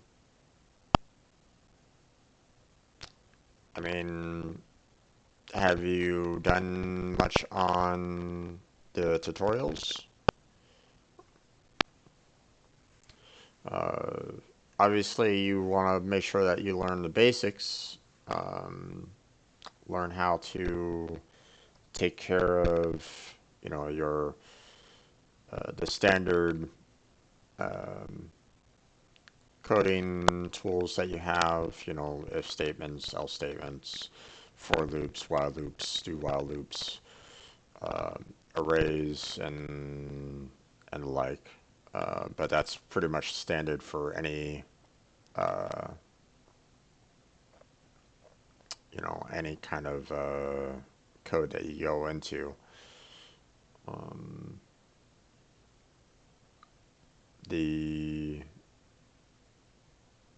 if you have those basics already done, then it's just a matter of looking for some of the tutorials out there for C Sharp, um, because obviously they're, you know, depending on what language you're working on or have worked on in the past, there's obviously going to be some amount of differences between the languages, such as in in Java you have the hash tables, whereas in C Sharp you have hash tables, but um, you can also have dictionaries. So um, it depends on where your skill level is. If you've never touched C Sharp at all, um, I would look at like the beginner tutorials that are out there to get the basics of it. Learn how um, each one kind of works.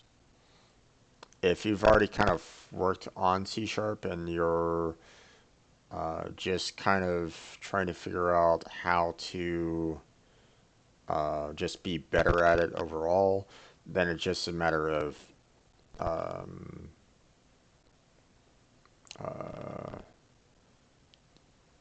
uh, I would suggest if you're just trying to be, you've already kind of learned the language and the basics, I would start on trying to like work on projects, whether it's open source projects or your own personal projects. So, 16, trying to get much better, looking for people that have more experience to help me out. Well, I'm still kind of learning myself, so I might not be the best person to be like looking at when it comes to C Sharp. Um, but one of the one of the best learning tools that you can do and that you have that you can work with is start working on projects. Just kind of create um, think of think of things that you kind of want to create with the language and start working on it. Start building it from scratch. And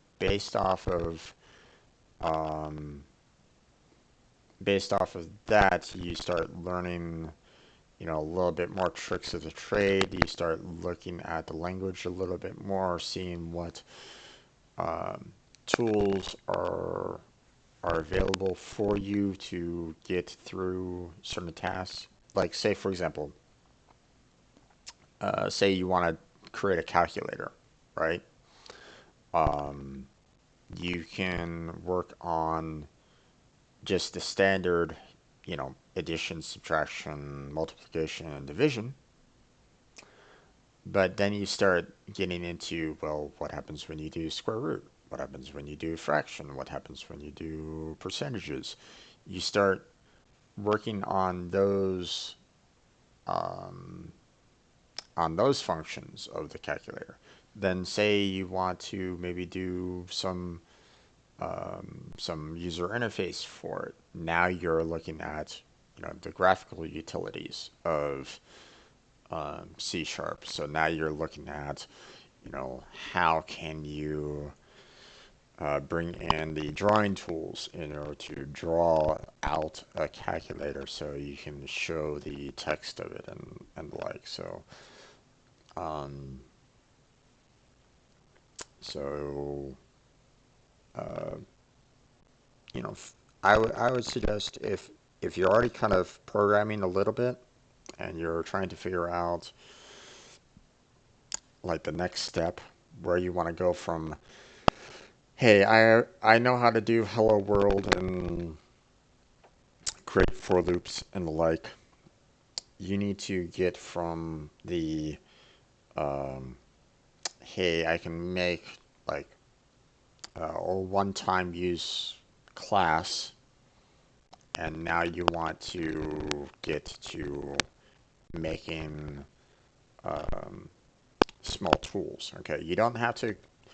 What I'm doing here with creating games, okay, you don't need to do something as serious as this. Okay, start out small. Um, you know, every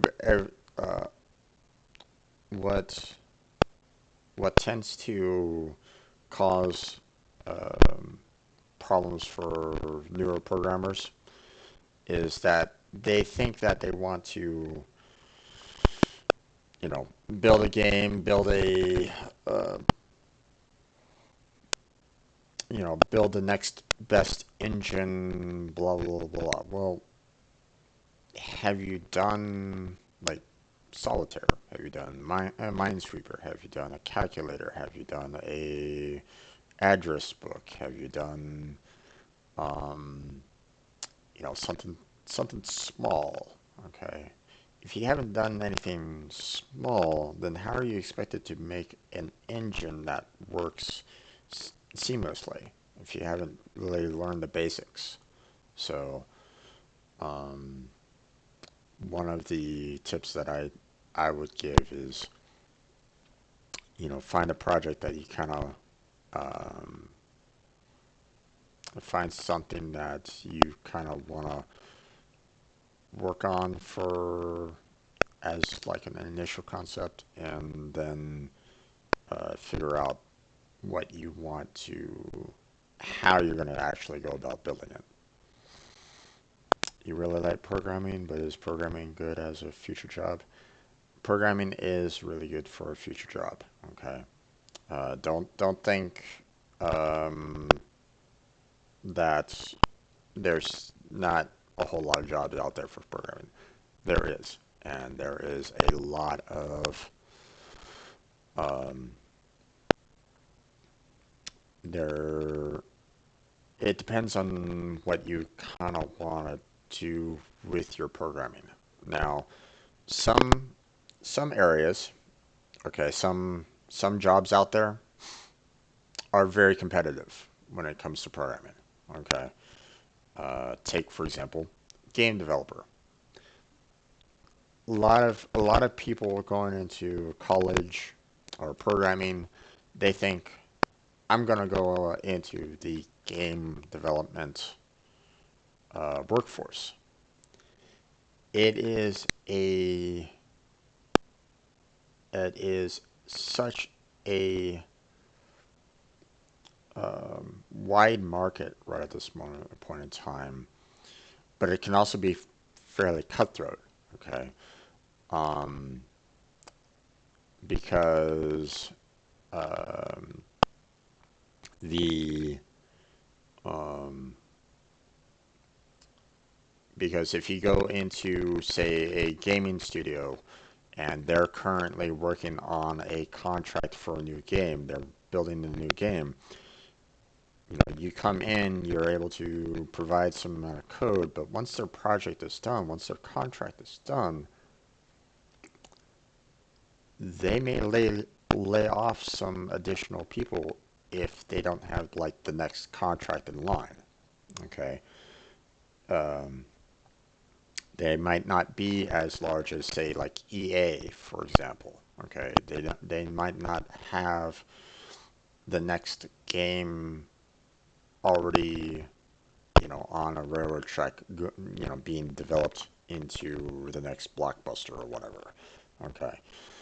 Um, you might be a part of a smaller studio, and if there's not another contract for that, then there is the potential of being laid off. Okay, that's one of the dangers of game development.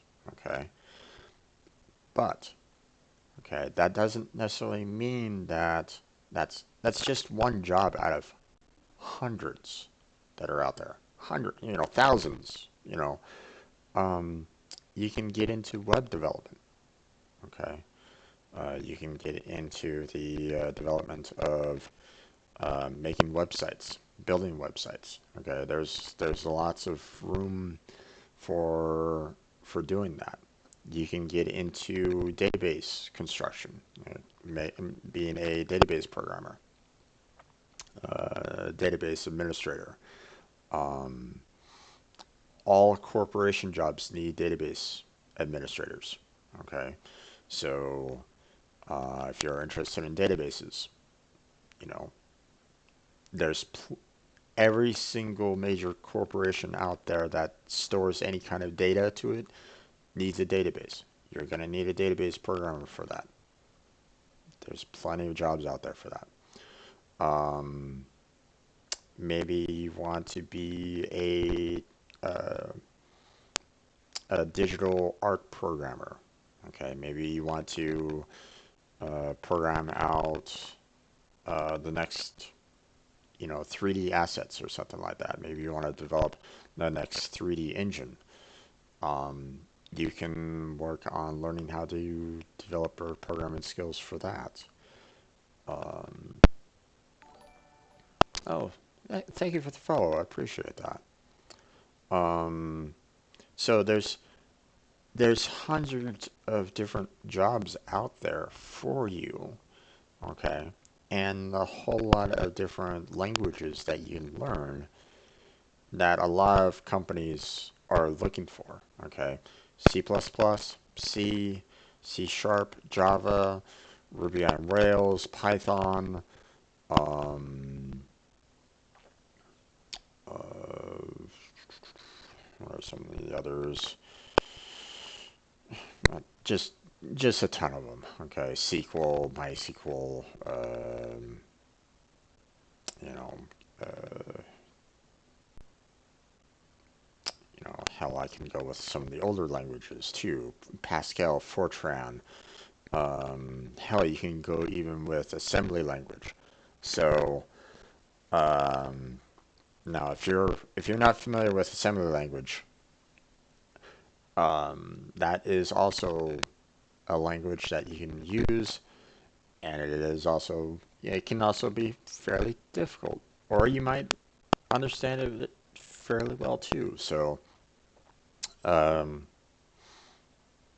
say for example, um, you want to create um, tools on the phone, for example, or you want to create the code that's on the circuit board itself to handle what's on your phone. Okay, that may require assembly language to learn. It may require the C language. It depends on what where you're working at, who you're working for, what languages that they have, so on and so forth. Did a bit of Delphi, nice. So, um, so don't be afraid to kind of expand out on your languages. Um, but don't think that um, there's not a lot of room out there for programming jobs. No, there's plenty of jobs out there for programmers. Um, you can get a job in your city government. You can get a job at your state government. You can get a job at the federal government. You can get a job at NASA. You can get a job at um, any kind of web development company, or just a company that just has a website. let's face it, how many millions of websites are out there? Every single last one of those websites has a backing of programmers in one way or another, um, whether it's the main corporations such as like Google, Yahoo, um, Facebook, what have you. Okay, there's always some amount of programmers behind the scenes doing the work, making the tools, making it so that it works properly for every single last one. Okay. Um, then you have smaller companies that, just um, they might be building websites for other customers. Like, say, you have a mom and pop store that just kind of wants to throw together a website. There might be a company um, that mom and pop store says, "Hey, development company, I need a website for us," and that company goes, "Oh, okay, there you go," you know, that kind of thing. So the fact that a lot of your friends are saying programming is not a good job, well, that depends on what they're talking about. The There's plenty of programming jobs that are out there, and it's just gonna get as technology grows, as technology keeps on moving forward and expanding. The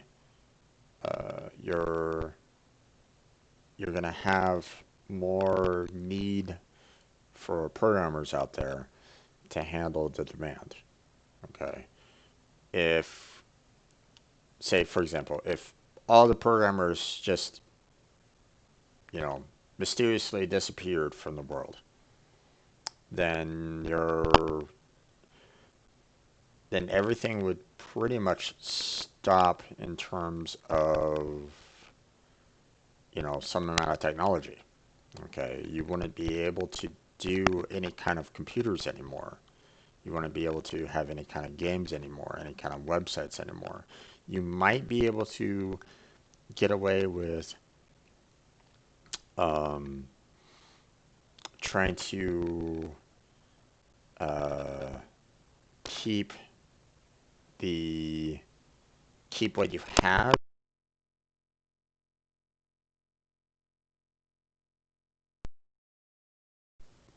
the your that point on where you want to create anything new. If suddenly all the programmers are gone, yeah, you're gonna be in trouble because now you won't be able to do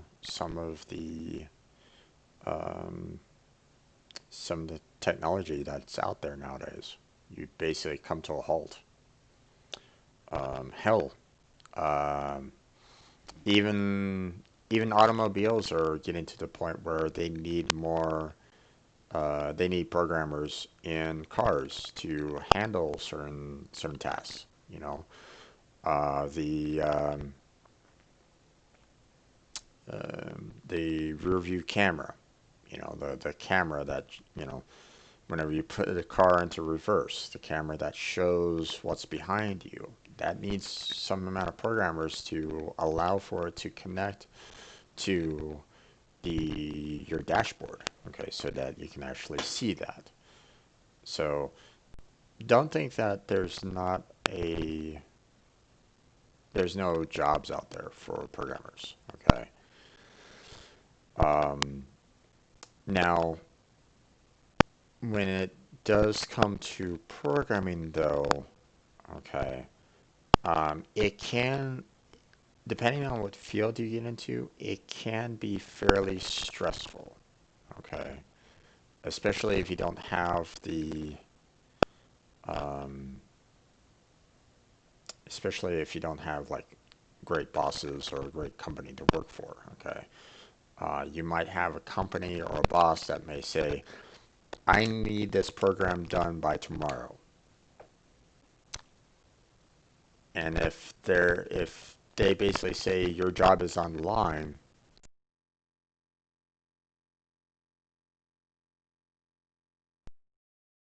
Well,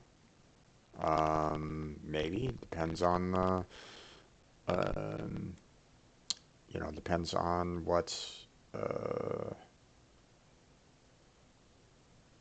depends on what the project is all about, kind of thing. So if you don't make it in that 8 hours, they might look at you and go, well, you're not doing what we need, so we're going to look at you in a negative light. Okay, that builds up stress for a programmer and stuff like that. So, um, there might be projects that have deadlines, like say, hey, we need to get this project done in 6 months. Okay, and if you don't have it, if you don't have it ready and um, ready to go within that 6 months, they're gonna say, what happened? You know, why are you having a problem? Are we not paying you enough? We're paying you plenty. Why are you not getting the work done? You see what I'm saying? So, uh, the work itself could potentially be stressful. Okay. Um, it depends on where you work and how efficient you are when it comes to the language. So, can we work together and maybe work together on a project? Um, we can. Um, Now, I'm currently working on this, and um, this is my normal stream that I do every Sunday, um, and eventually I'll get it to the point where I do release it. Um, I haven't organized this to a point where I can allow for any kind of um, uh, too many team members on it. So I'm gonna say probably not a good starting point for a project. But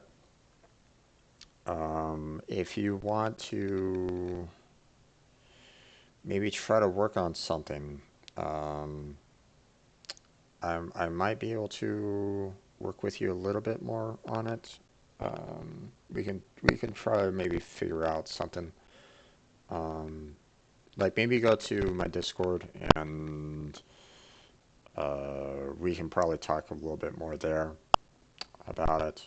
Um, I can't, um I'm not going to be able to devote a lot of time towards it. Um, so think of it as like something that might be able to like do every other day or something along those lines. But if you feel that you'd like to have someone to work on a project together, then we can do so. Uh,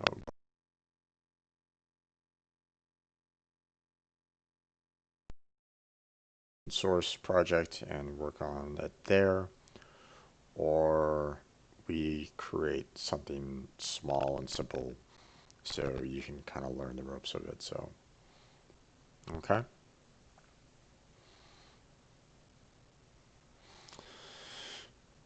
Okay, so let's see. How do I want?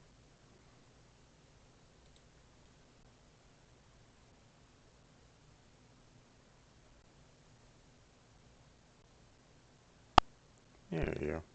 I see you there, Kaiser. So, so, I have some text channels for programming down below. So if you want to like maybe um, we can probably go to like say the C sharp if you want to like study up a bit on that, and we can maybe try to start a project going on there. So uh, no worries there, bud. No worries. I don't mind helping out uh, new programmers. Um, you know, I don't consider myself an expert, but I can at least offer some advice, offer some insights.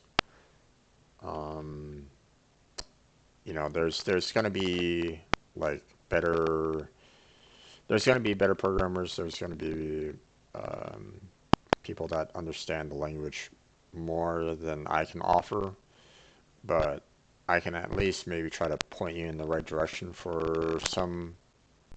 um, for maybe some better understanding.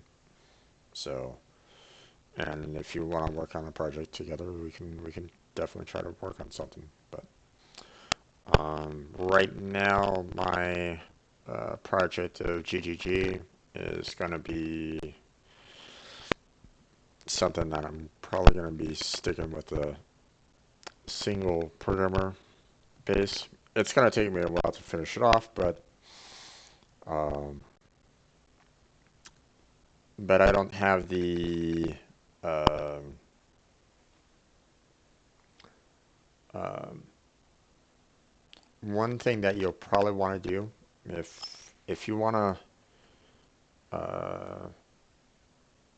all right, first thing that you want to do, okay, when you want to try to um work on something, uh, figure out a project that you want to work on. Um, keep it small, keep it simple. Okay, whether it's like a calculator, building solitaire, building Minesweeper, whatever. Okay, um, figure out something small that you want to make. Okay, it can go for anything really. Okay, do you want to make your own little website? We can try to work on your own little website. Do you want to, build an application? Do you want to build uh, a phone app? Do you want to um, build your own small little game like tic-tac-toe or Pac-Man or something like that? Figure out what you want to do. Figure out what kind of project you want to kind of build. Next thing after that is you want to figure out um, how you want to go about building it. Okay, that goes into kind of the design of the program. Okay, and one of the best tools you can kind of do with designing something um, is the UML. So here, hold on. So I believe it's called Universal Markup Language.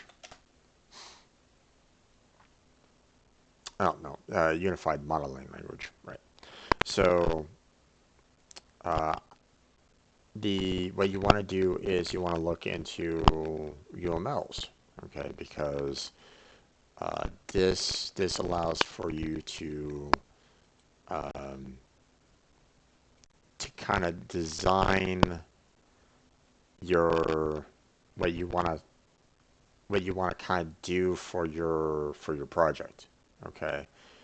Um, this allows for you to kind of build what kind of functions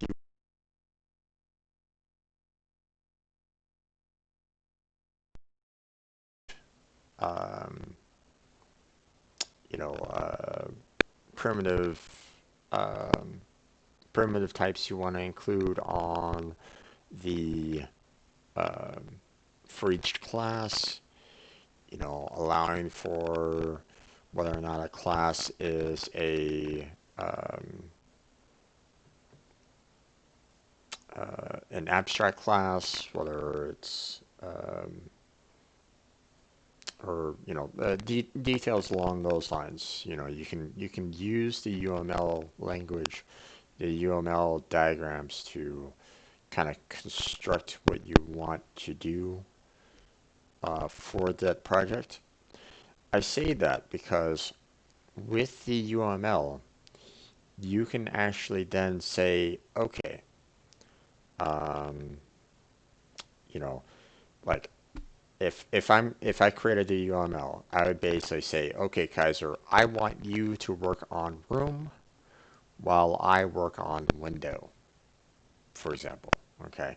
Now it's a matter of divvying up portions of the program, and so we can kind of work on parts of the project, and once we bring it all together, then we are now in that point where we've basically constructed all the parts of the project into one application so that you can see if it all kind of works as intended.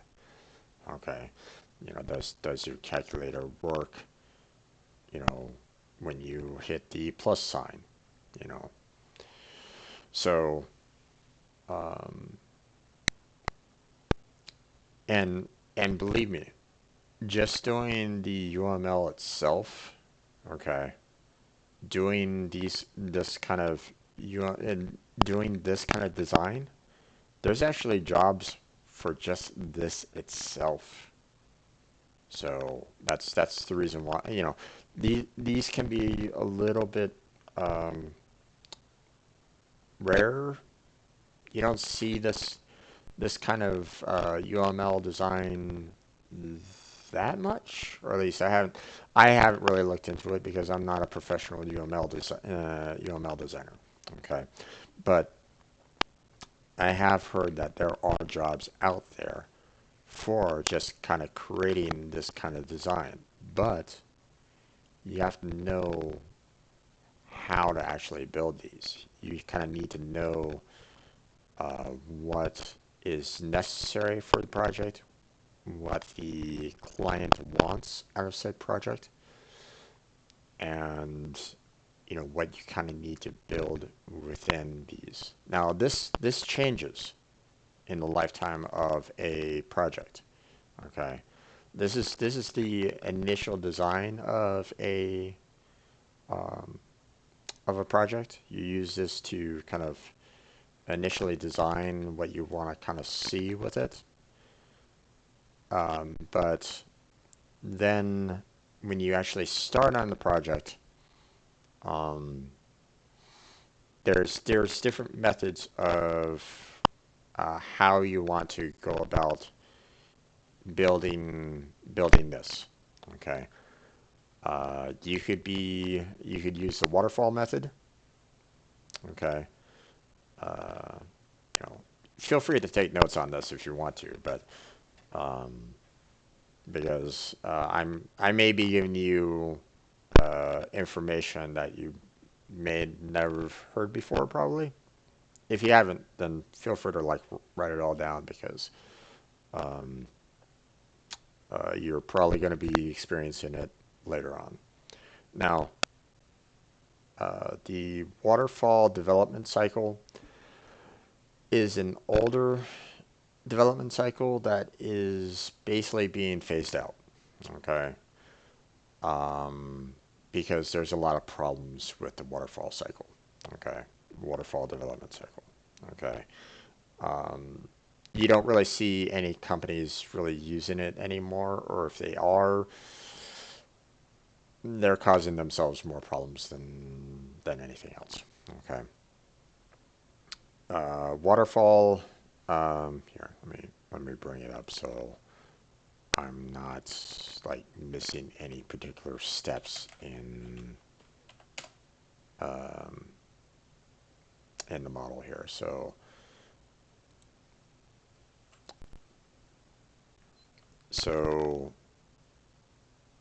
in the model itself, okay, you basically have um,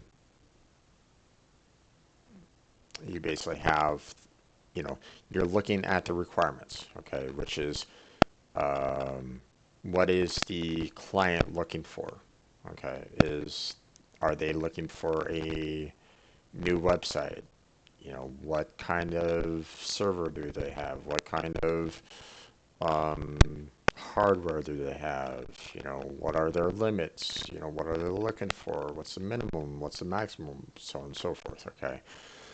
So this kind of requires a lot of kind of research as to kind of what you want to work on. Then you start going into design, and that's where the UML is all about. Okay. But here's the thing. Once you enter the design, you will never go back to the requirements. Okay. It always flows downward. Okay. So you need to make sure that you have all the requirements done and figured out and determined before you get into design. Because once you get into design, you can't go back to requirements. Okay, that's the whole idea of the waterfall. Okay, design requires, you know, you figuring out the UML and any other design requirements. Okay, then there's the implementation. Taking the design that you used, which has to be almost perfect, okay, and start building the software off of it. You will never go back to design. You will never add any additional classes or functions or um, or primitive types or anything along those lines. Okay, it should already be done in the design. Okay, so you go on to the implementation. You're building the design. You're coding out the design. Okay, that's what the implementation is all about. You need to basically build the implementation perfectly. Okay, because once you get down to verification, you're checking to see whether or not your software is doing exactly what is needed because you can't go back to it. So this is a lot of debugging, a lot of testing, a lot of checking to see whether or not your software meets the requirements and is by design. If it doesn't, you scrap the entire project and you go back to requirements. Yeah, that's the thing. So all this time of putting in software development, and during verification they basically said it doesn't work. Something happened. Something's wrong. You're not doing this correctly. They scrap the entire project and they go back to their job.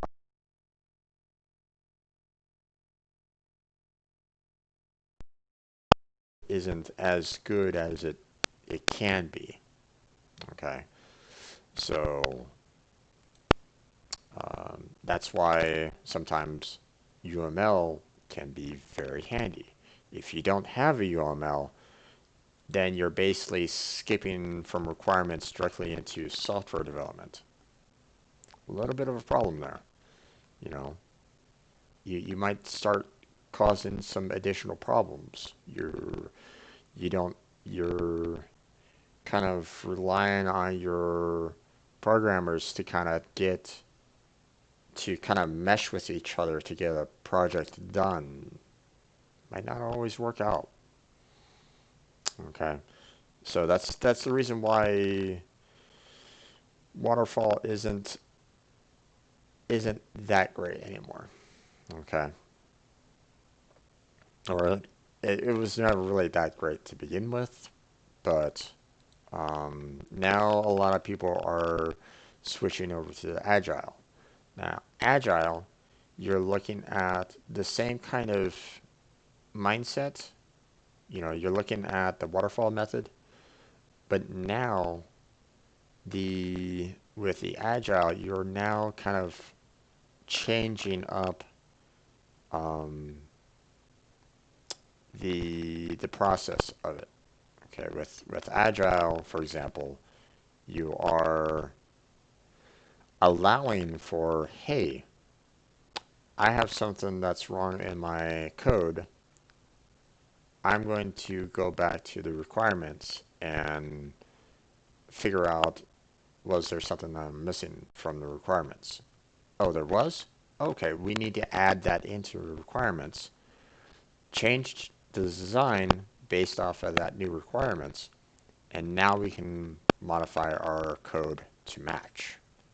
That's kind of what the agile is. It allows for a little bit more of a cycle. It allows for uh,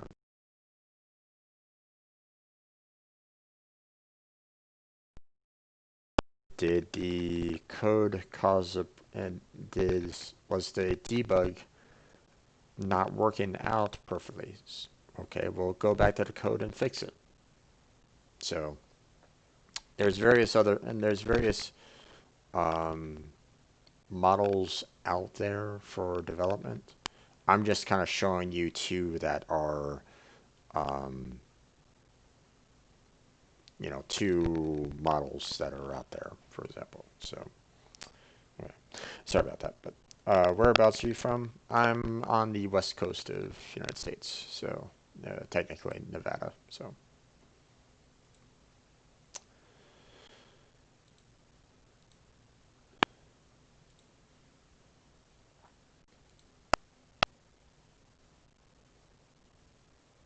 skip the new version for now.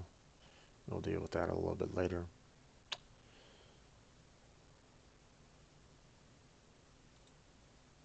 What's going on here? I don't need that. Okay. Um,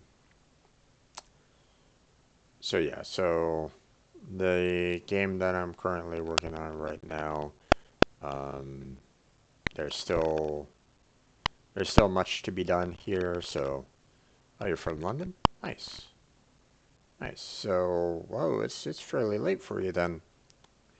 It's getting around 2 o'clock in the morning for you to bed, or or is it more 1 o'clock in the morning for you?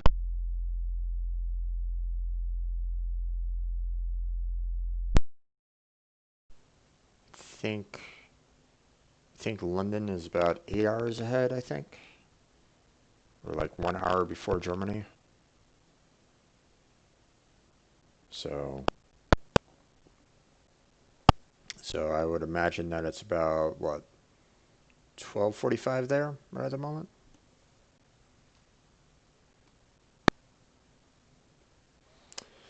So so still much to be done with the game. A lot of art assets still left to be done, but we're getting a little bit closer. Once I get to the point where I can start moving from one level to another, then my game will be pretty good. So almost 1 a.m. So it's 12:45 there. Okay. So you're about 8 hours ahead of me.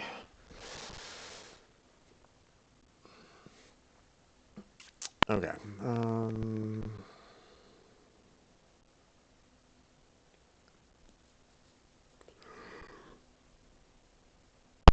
Ooh, excuse me. So yeah.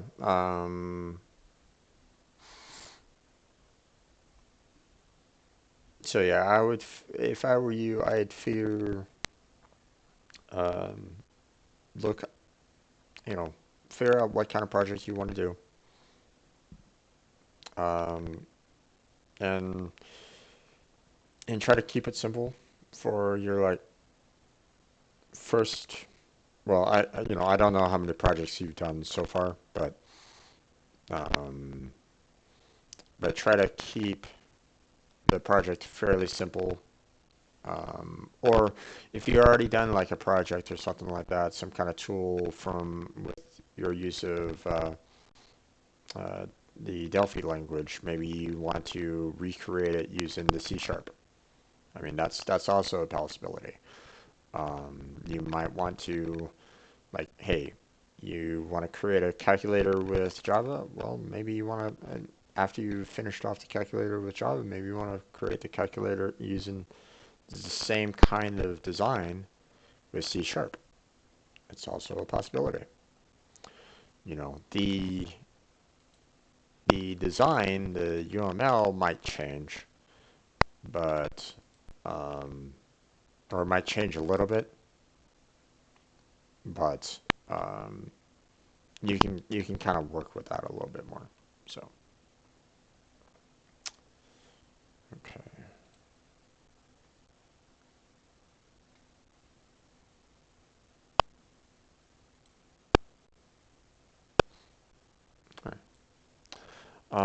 So let's see.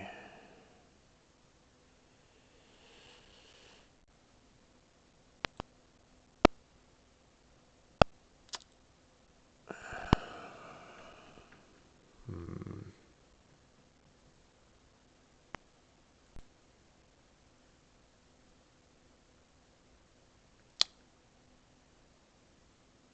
Now, do I want to? I want to make sure that I'm designing this in such a way where I can. Um,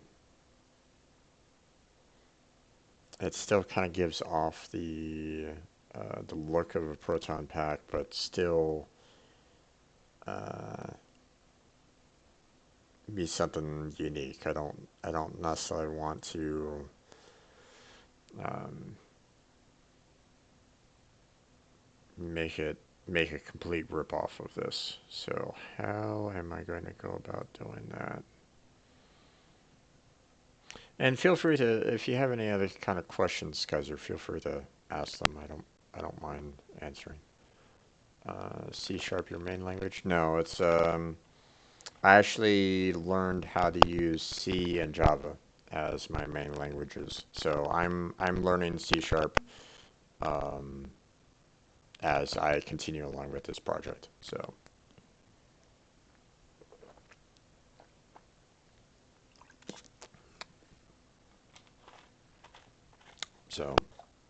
that was a language that I didn't study in college.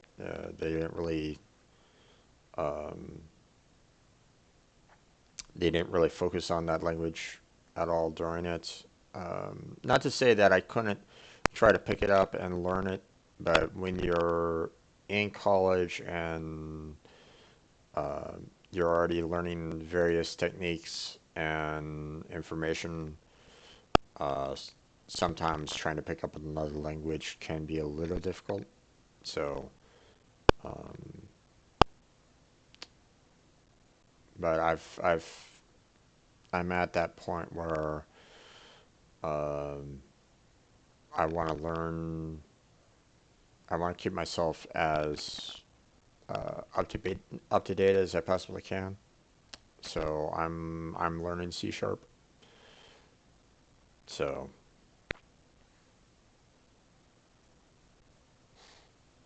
okay, let's see.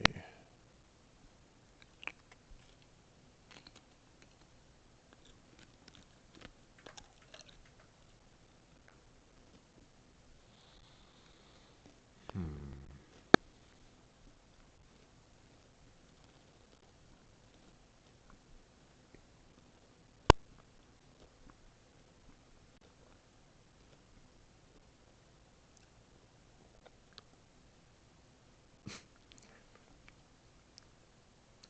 I don't know who those people are, but you're never too young to start programming. They are giving you bad advice.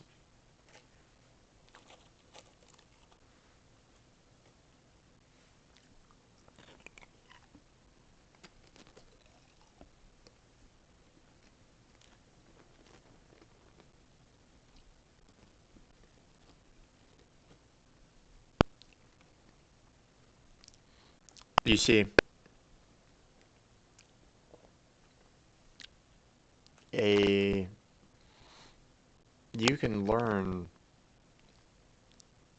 like a simple function saying, "Hey, um, I want to add value x and value y with each other," and you know, you could just basically say, "Hey, return, you know, x plus y," Actually, I didn't need to save that. Never mind. Okay. That's programming right there. Any basic person can do that. Any, you know, child can learn to do this if they really want to. Okay. This isn't this isn't hard. Okay. Anyone that basically says that you're too young to learn how to do this, you know, maybe you want to just um, say do the typical hello world function, okay, where you just kind of want to do, the parental line, you know, frick, what did I just do?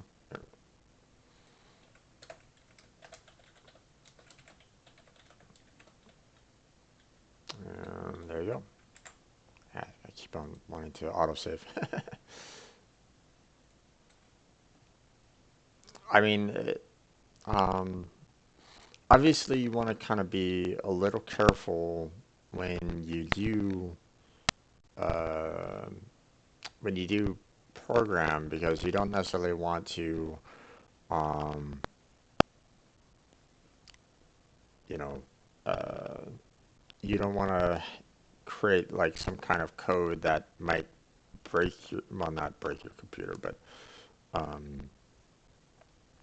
there's such a things as memory leaks, for example. You're not going to be experiencing any with the C sharp language, but say you want to work with, say, like the C++ language, anything that says, hey, um, uh, uh, let's say we want to do something, that deals with memory allocation, and you go, hey, I need to malloc, some kind of,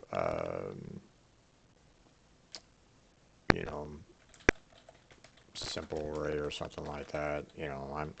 I'm I'm really messing up right at this point in time, but I mean, if you do something like that, creating a memory location and you never actually delete it later, like you don't have a function that says, you know, delete memory, and you're not, um, you know,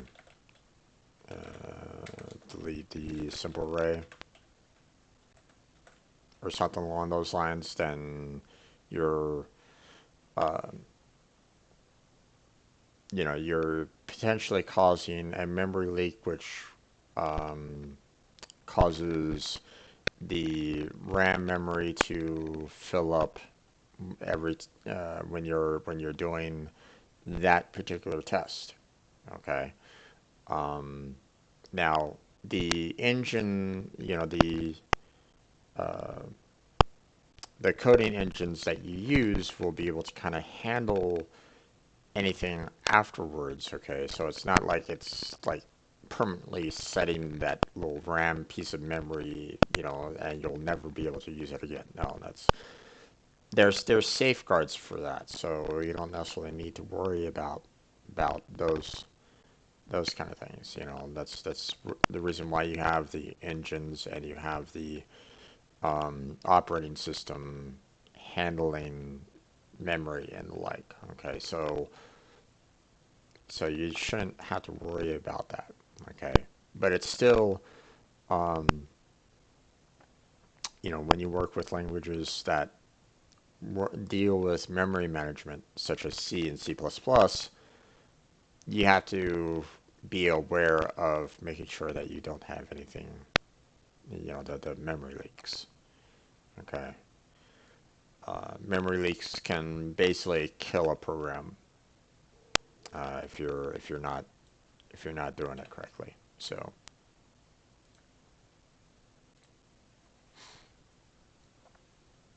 you're never too young. It just all depends on what you want to make.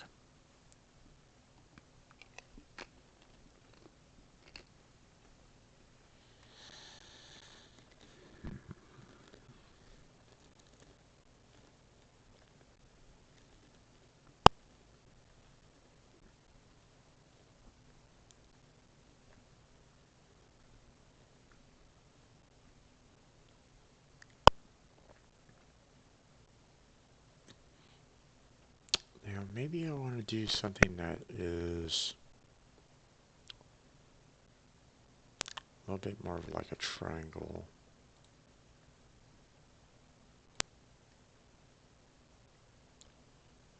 Like I want to make some spikes on this or something like that.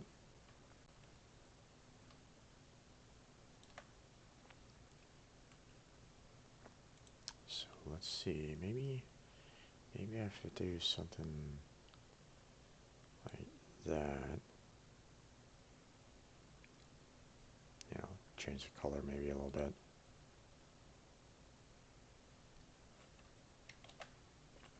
Then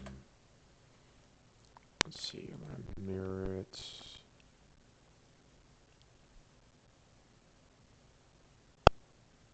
Let's see, flip vertical. And now I can kind of build something like that maybe.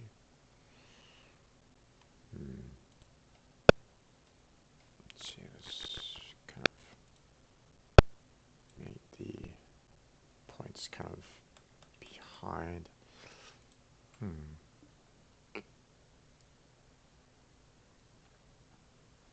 Now it's kind of looking more like a mace in some fashion.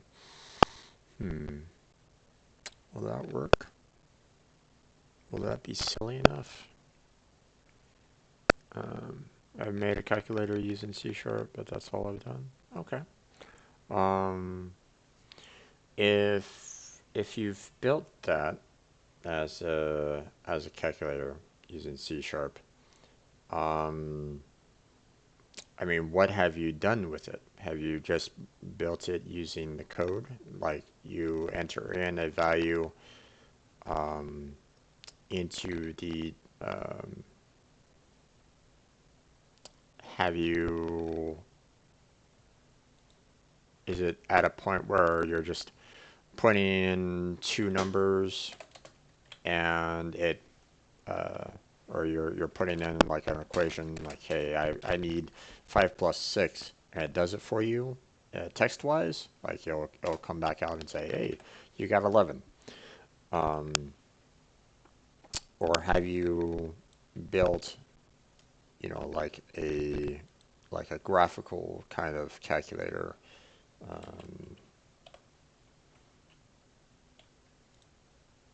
You know, have you made something that has, you know, just a like a standard kind of calculator, like, hey, you know, now I'm using a little bit more graphical to simulate the 8 plus 5 kind of deal, or you know, or the example that I have, the, you know, the 5 plus 6. You know, do you have kind of like a graphical overlay of it, or is it more the text based?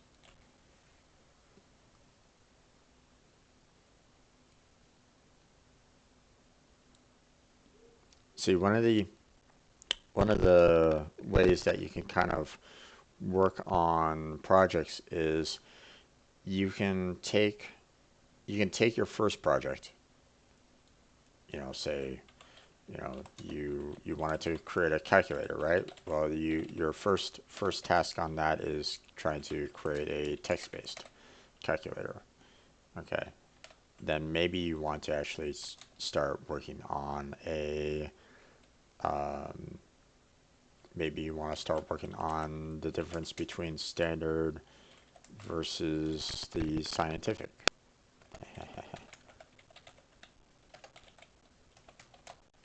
You know, and then maybe eventually you want to get it to a graphical. You can always you can always take a project and build off of it. Okay, that's one of the nice things about having like a simple project. You can take it and you can start kind of building off of it. You can build layers upon layers upon layers. You know, you can add to your project as you kind of go along.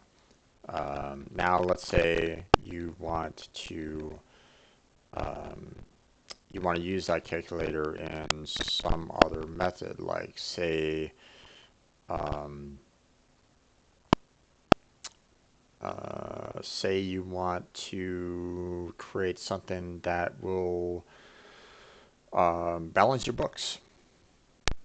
Okay, maybe you want something that will be a um, maybe you want a checkbook. Well, you might need to use the calculator with that. Okay, and then you start adding in little other details like, hey, you want to store the uh, the signature of someone. Maybe you want to create some kind of random, um, bank number or something along those lines. Um,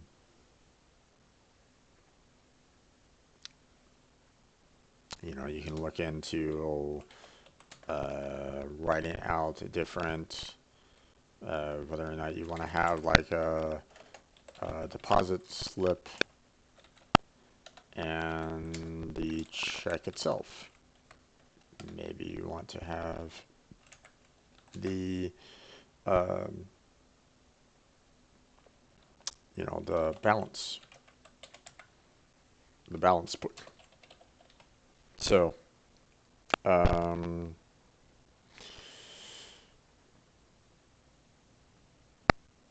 so, uh, okay. So you have it set to where you're asking for input for um, each value in your calculator. Okay. Well, try it this way now. Instead of asking for input for each number and each operator, change the calculator around to allow for um, someone entering in 5 plus 6. If they enter in that, your program should be able to take that particular line and output 11. You see what I'm saying? There's always ways of kind of building upon your project. You just need to figure out um, what do you want to kind of see, what do you kind of want to build, what do you want to show. So, um,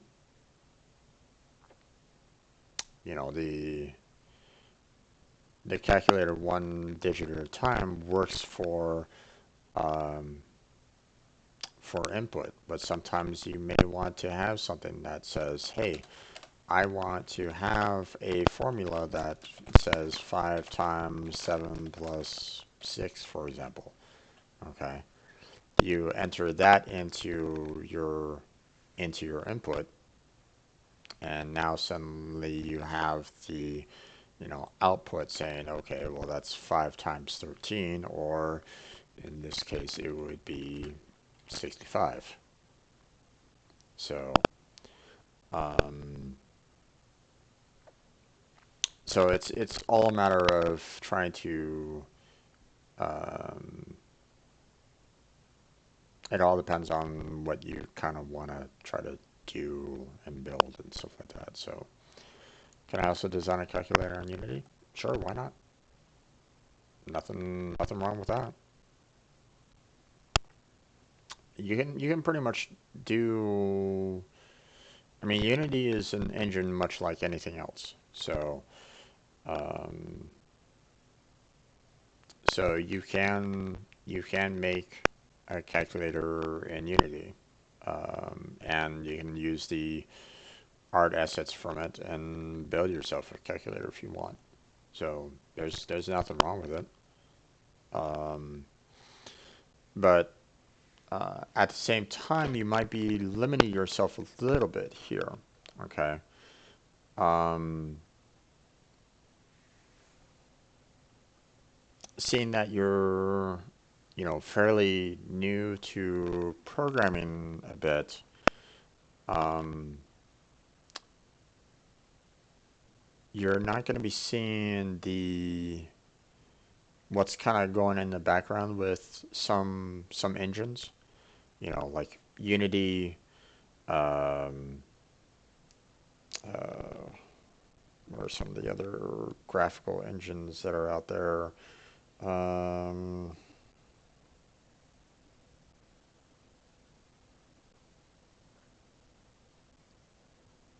oh, why am I blanking on them all of a sudden?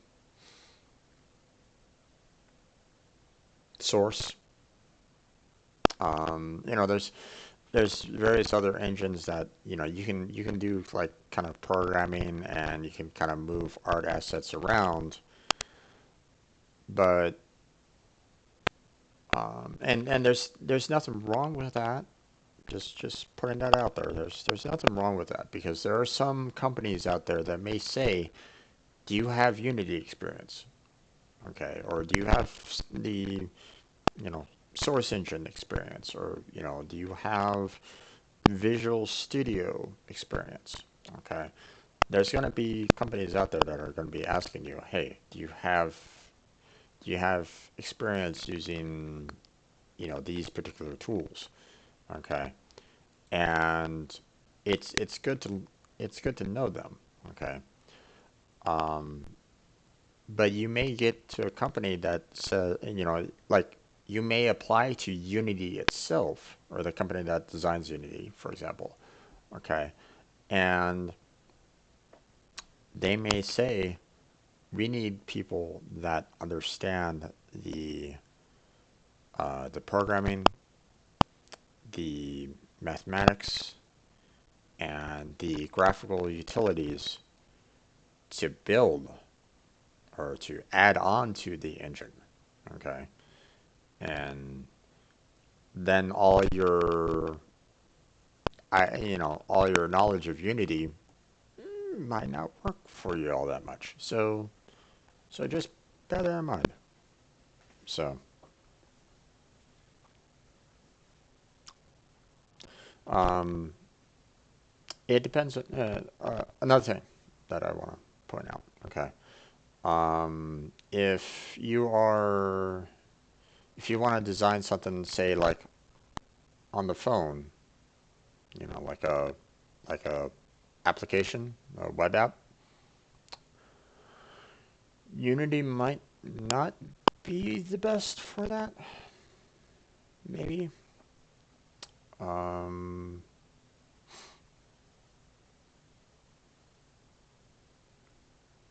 well, I mean, there are tools in Unity that allows you to build web apps, but um, if you're just building a calculator to put out on the web on a web app, you there might be better tools for you to kind of work on that to build that app. So you might not necessarily need Unity. That's where the whole requirements comes in. Okay. Um, you know, do you want to build a website? Well, you don't really need Unity for that. You see what I'm saying? So, oh, you can use whatever you want to build a calculator. There's no you ask that question uh, to any kind of programmer, and they will tell you any kind of that they'll give you multiple different answers for that. I can't give you a definitive on that. You can build a calculator using C, C sharp, C++, Python, and every one of them will work for you. So, um, so there's no definitive best program out there. Okay. Um, there's gonna be some programmers out there that are gonna like tell you want to use this programming language because that's the easiest one for you to learn and develop something into. You could run into individuals that were saying, "Hey, you want to learn Python because that'll be super simple for you to create that calculator." Well, That may be true, but you can also do the exact same thing with Java, C Sharp, um, Ruby on Rails, C, C++. Well, I mean, C and C++ might be a little bit more difficult, but because they might not have an easier time for um, like the graphical tools. But there's no like definitive answer to that. So, and anyone that says tells you otherwise is fooling you.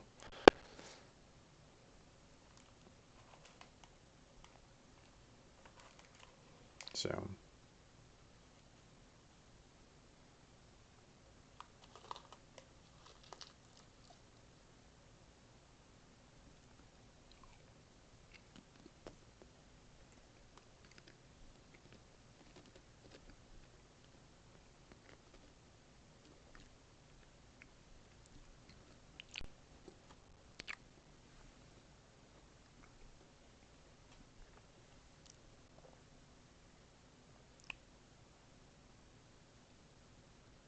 you mean to like draw?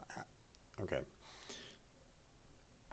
Be careful with the word design because design could mean different things. Are you talking about drawing out the calculator, like design, like website design? You want to try to get the layout of a calculator, trying to draw out the calculator, or are you just meaning building the calculator using programming?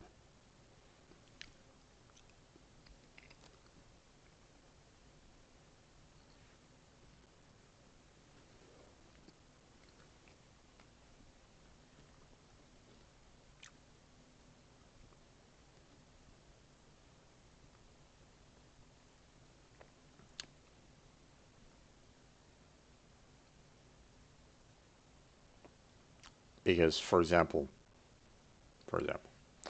um, I could I could use Inkscape here, okay, and I could do something like, hey, I want to build a box, and I'm going to just kind of build, you know, other boxes inside of it that I'll just kind of put the numbers inside with the various um, operators in there, and then I can just take this graphic and then I can program out like, hey, if the mouse button clicks within this particular area of this box, then it will mean that it's a plus sign. So, um,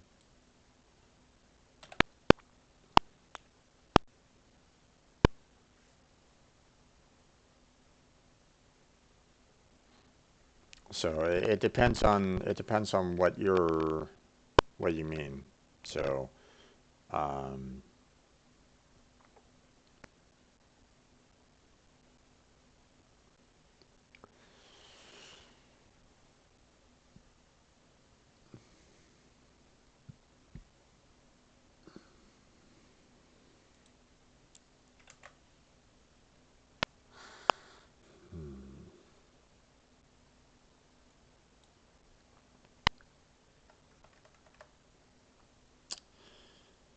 I guess this will work.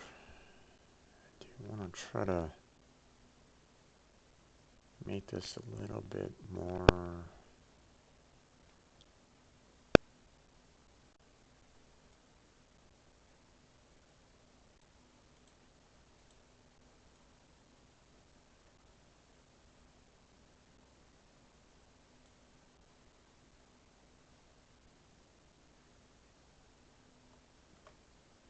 Yeah, I like what you just did there. Okay. Um, so here's the thing. Um, you can. There's always ways for you um, to kind of simulate um, what you kind of want to do, what you kind of want to show, and um, the so let's see. So let's say um, let's say we take um, Minesweeper, for example. Okay, I'm just gonna do um,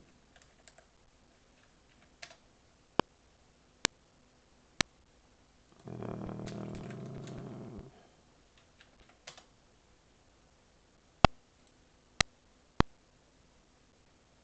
no, I don't actually need to code it out. I just want to um,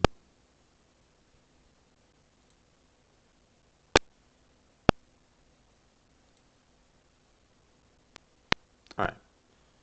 So say you have the Minesweeper kind of game. Okay.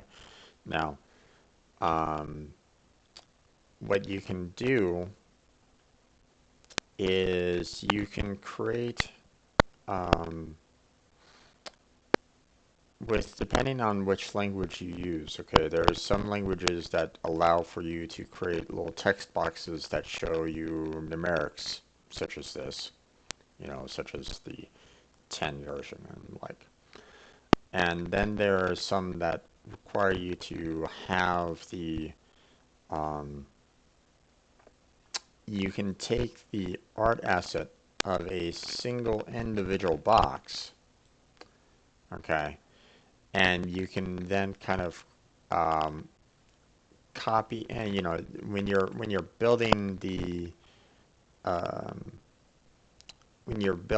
the tool or the game in this particular case, okay, you're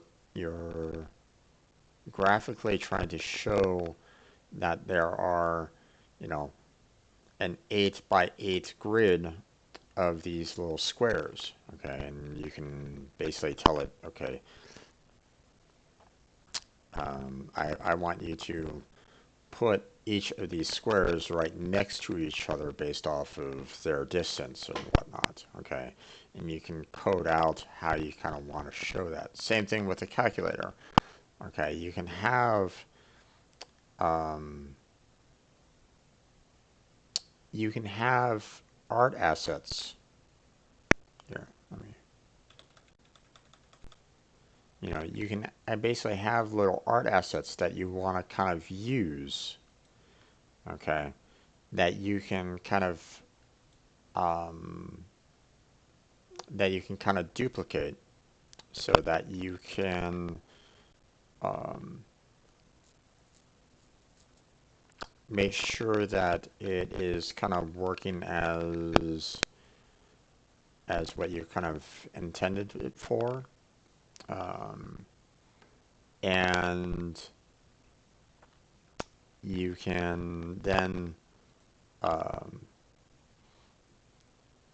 then you can figure out where you can look for where the mouse is and where the mouse clicks, okay, from the user, to allow for you to go, oh, okay, you're clicking there. Okay, well, you either, like, in this case, we're going to show you what's behind said box, or we're going to, do the numeric, this particular area is for the number 9 or the plus sign or the multiply sign or so on and so forth. Okay, you figure out the position where the mouse is in terms of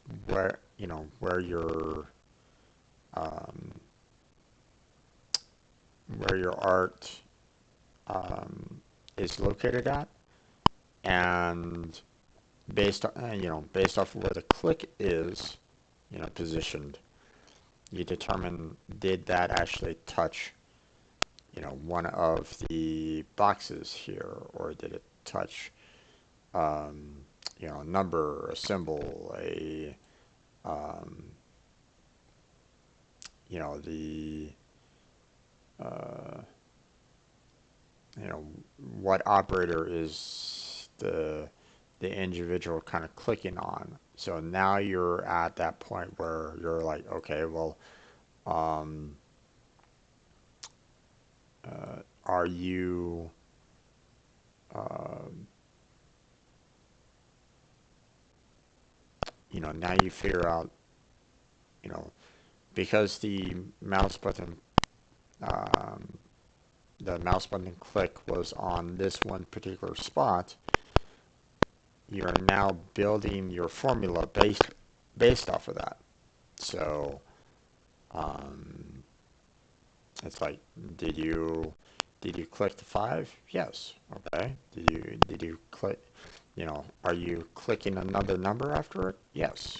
Let's add. Let's say 5 and 6, for example. Person clicks. 2 and 2.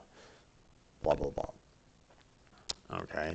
Once they click on the operator, though, then you're on the next portion of the um, you're on the next portion of the code. You're no longer looking for that one particular number that the user has clicked in on. Okay, so um, so you just kind of build off of that a little bit more. I mean, all it takes is um, looking at what start at the basics. You know, you don't even have to start with a calculator in order to do any kind of graphical design. Okay, you could do something like a stoplight. Here, let me kind of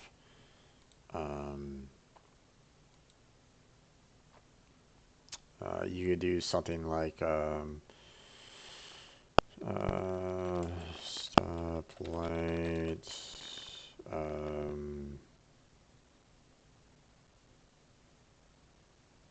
Java,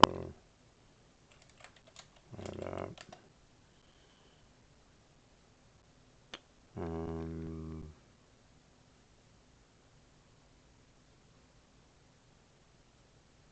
hmm, I don't know. There's nothing really here, but say like you wanna go to like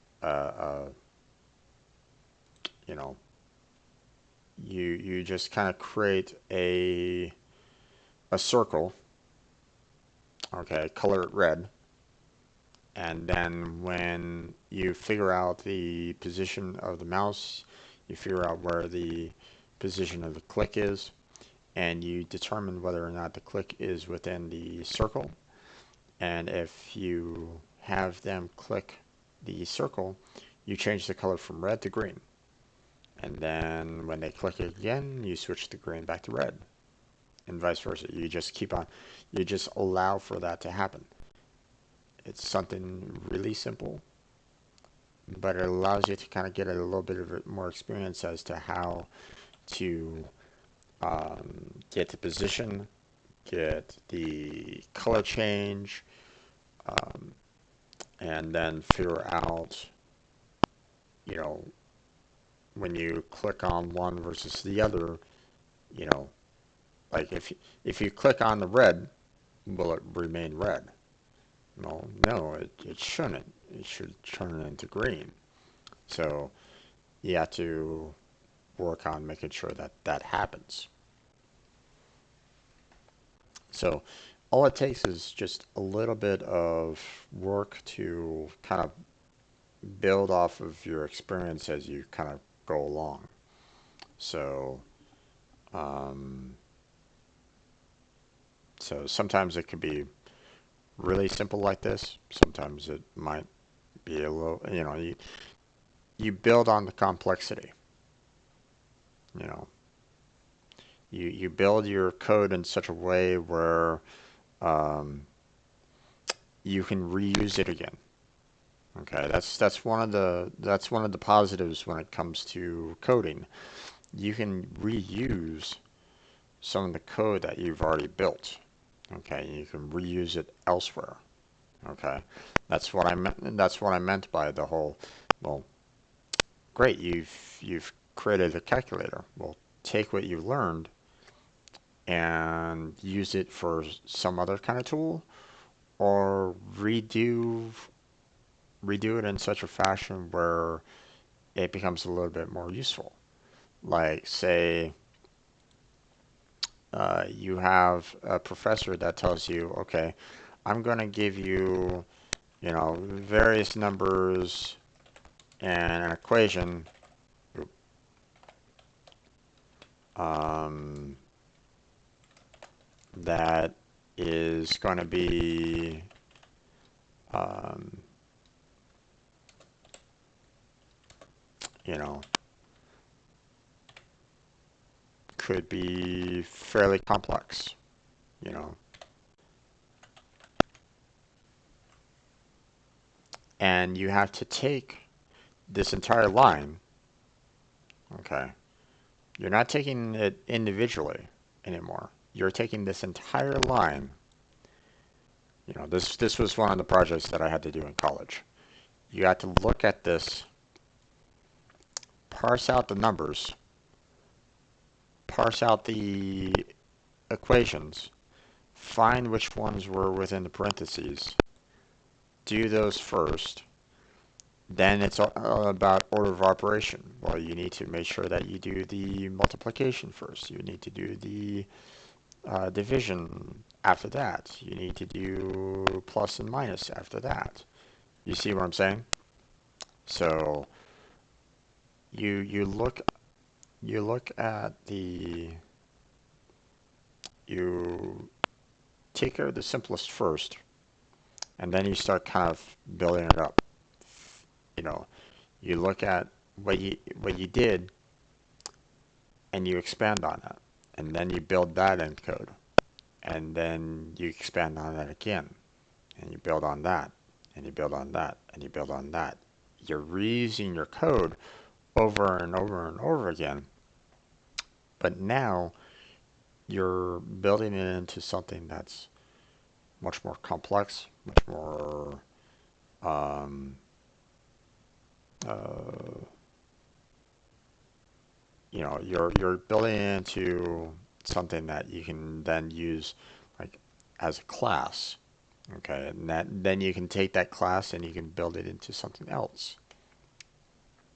You know, like, hey, you've just created a class or a function that adds. Okay, you created a function that multiplies, function that divides, function that subtracts. Now you're combining these functions into the equations. It's all amount of building on it off of each other. So,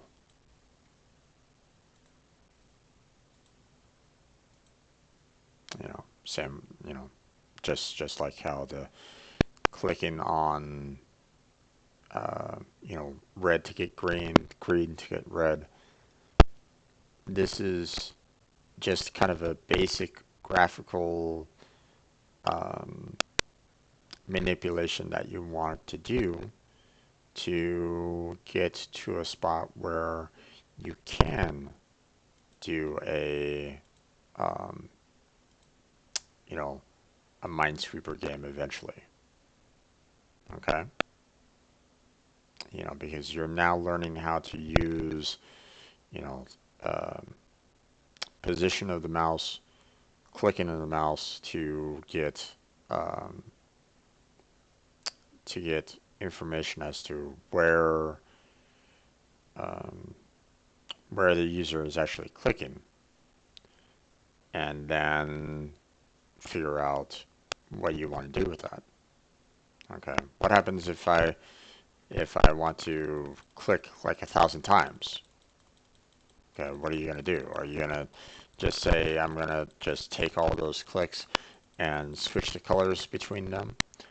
Are you going to take all those clicks and go, okay, I'm just going to um, just take the 100 that you just clicked and just turn it into one single click. Um, I mean, human clicking is actually really slow. What happens if you switch the input into something where it's based off the computer? You're gonna create yourself a strobe light if you're if you do it that way. So be careful with that. You know, if the input, if the data that you're receiving is from like the computer can do it super fast. Um, so maybe you might want to make sure that um, your functions are able to handle whether or not you have a um, a user clicking it, or maybe a computer clicking it, or something like that. So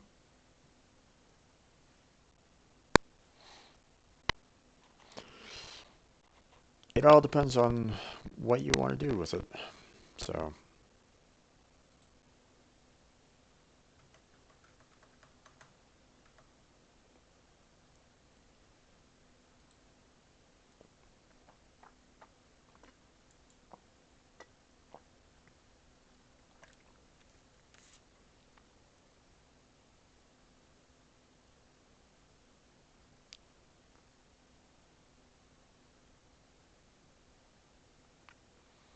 hmm.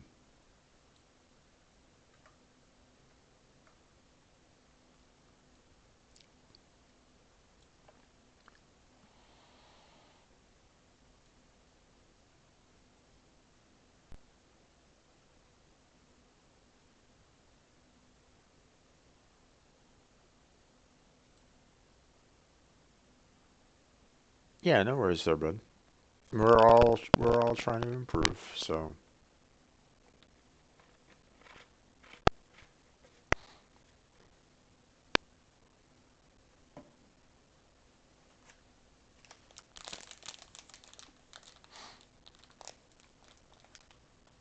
nothing wrong with that, man.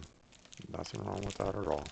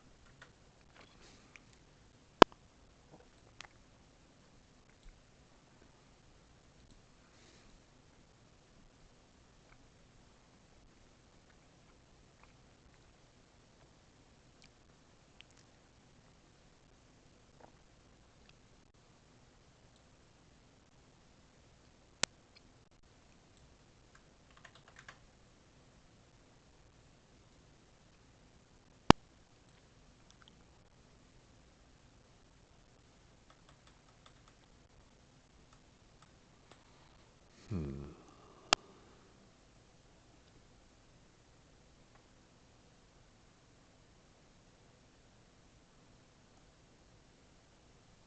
Okay, with the coloring of this, I think we're going to go ahead and try. We're going to change the colors on this a little bit to figure out what works. I don't really like the um, I don't like the aesthetic of this to, you know, um,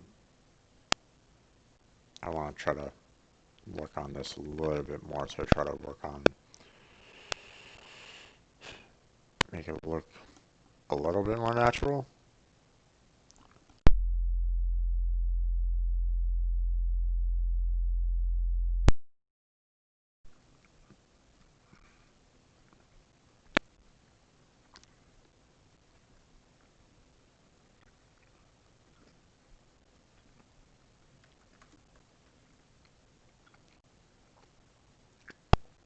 Okay, so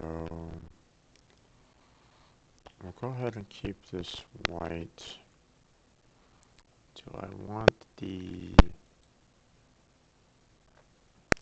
color here to be somewhat different? Hmm.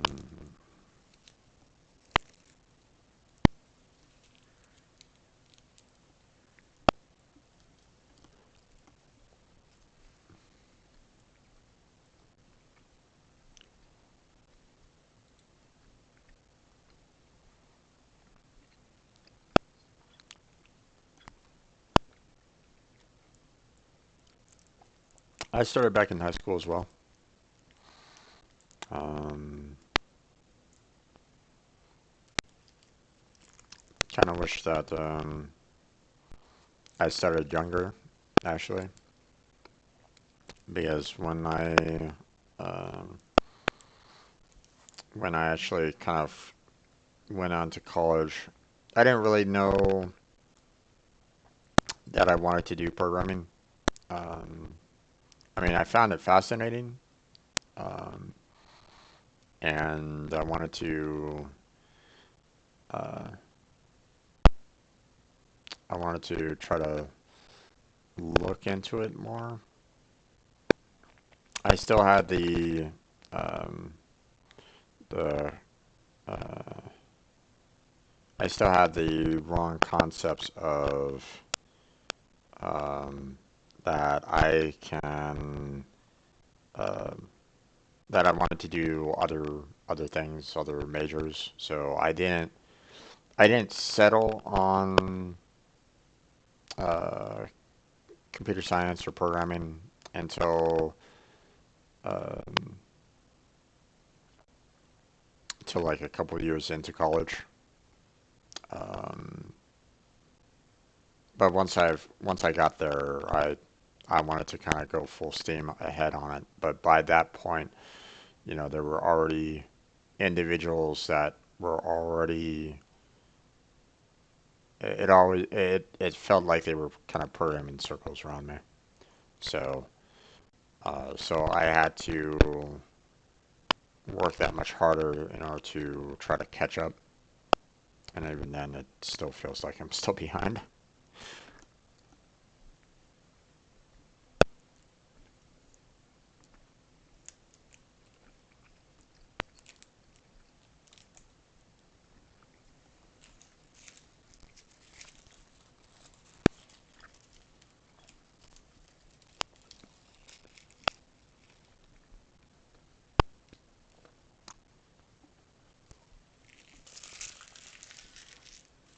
You go to college at 16? Okay. No, I didn't go to college until 18. Um, there were still some very smart students that still took college courses in high school here in the States. Um,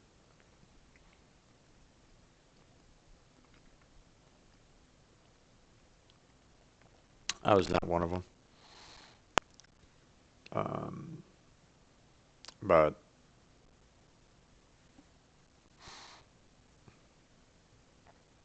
you, it depends on um, the school and like, I was kind of happy that my high school actually had a programming course, um, because I was kind of curious about it.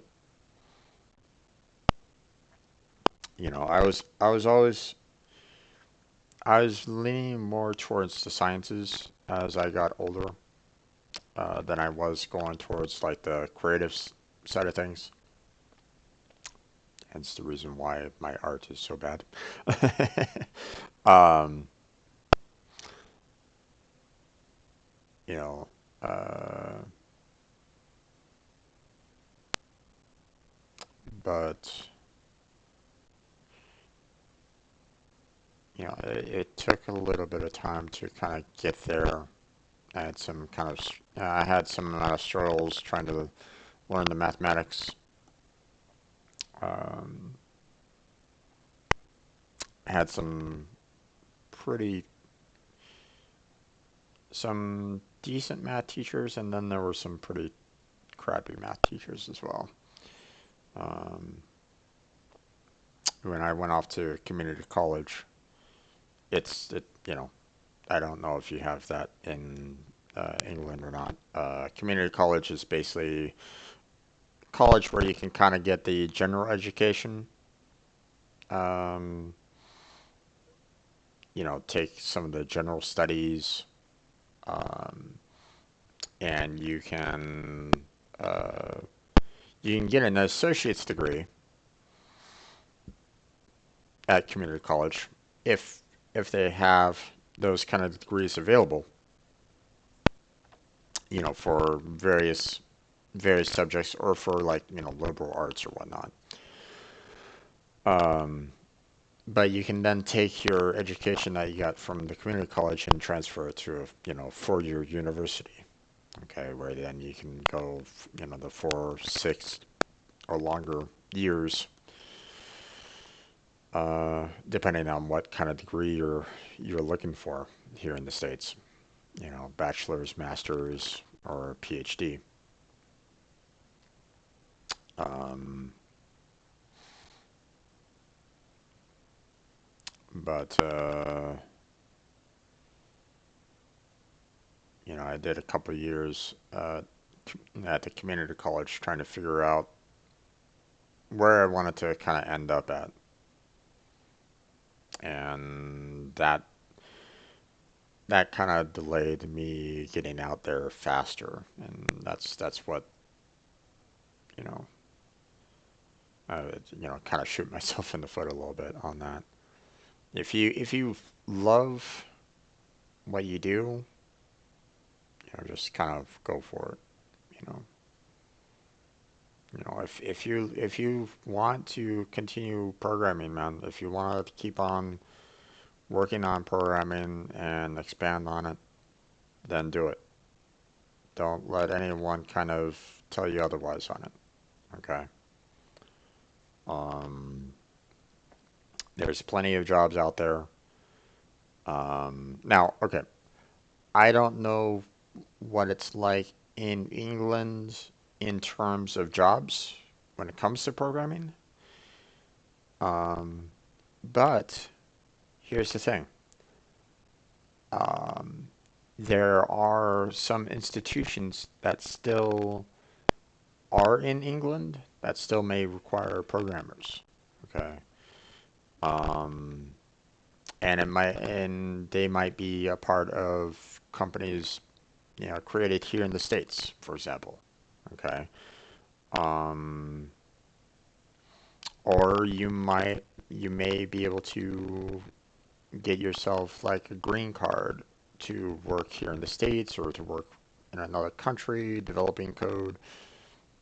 It's all different possibilities that you can go for. So yeah, yeah, oh for sure.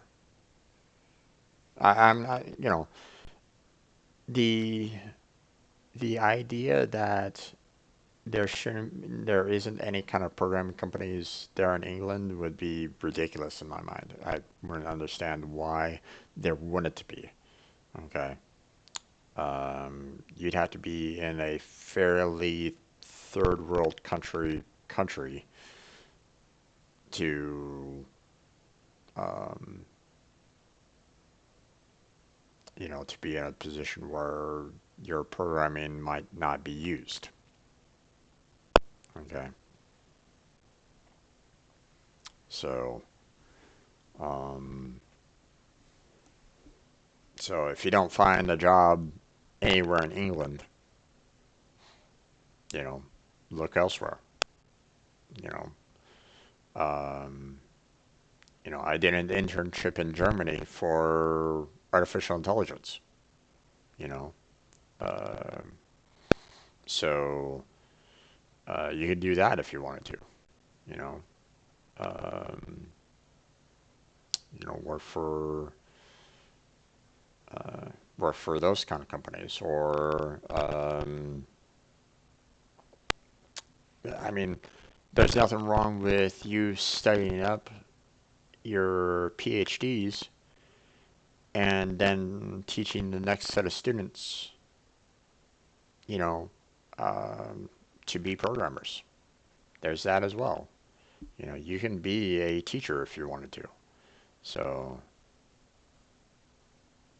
I did work for a part-time programming company a couple of months ago for work experience. Nice. Did you enjoy it? Did you have fun?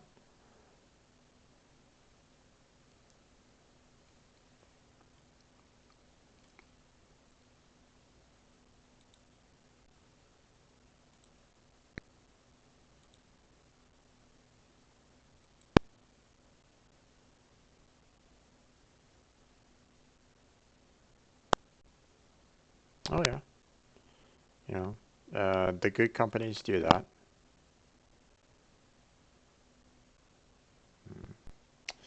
Let's see.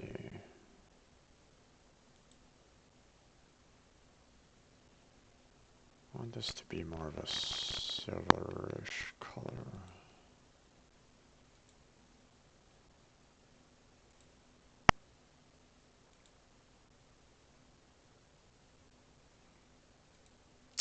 Let's see.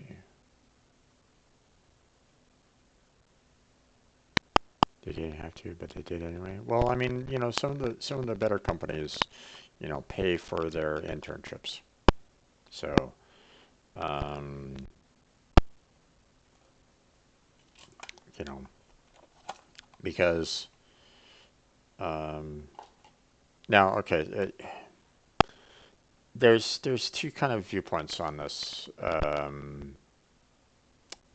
There's the internships that are not paid, and then there's the internships that are paid.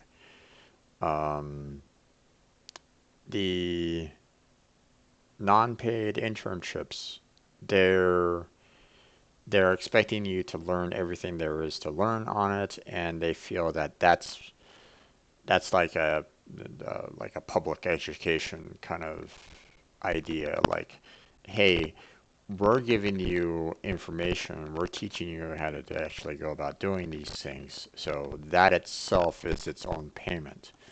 You're getting experience, you're getting some knowledge out of this, so you are getting paid, even though you're not getting any kind of monetary value out of it.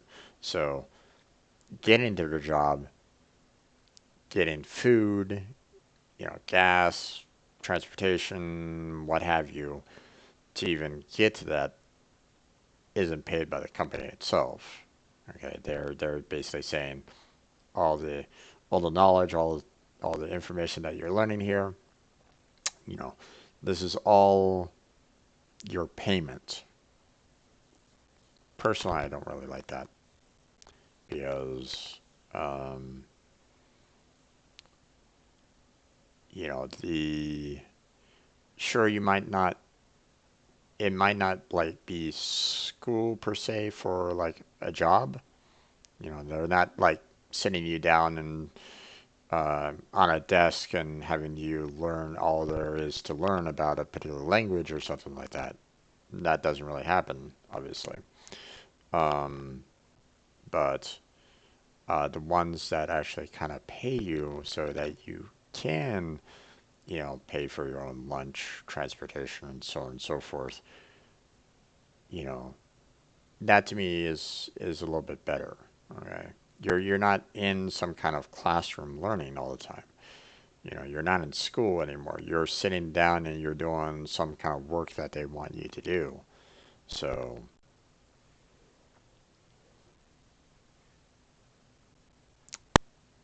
I tend to kind of prefer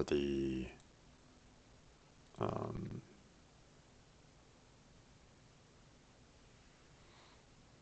those kind of jobs. So,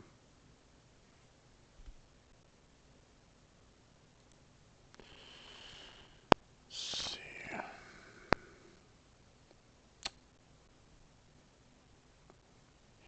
Middle.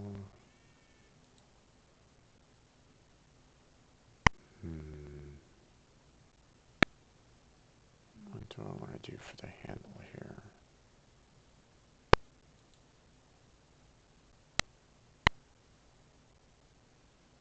200 a week. All right.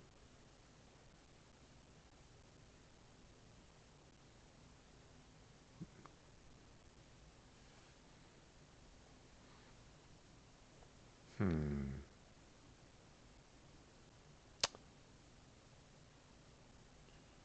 How many hours in the week did you work? Was it a 20-hour week? You said part-time, so...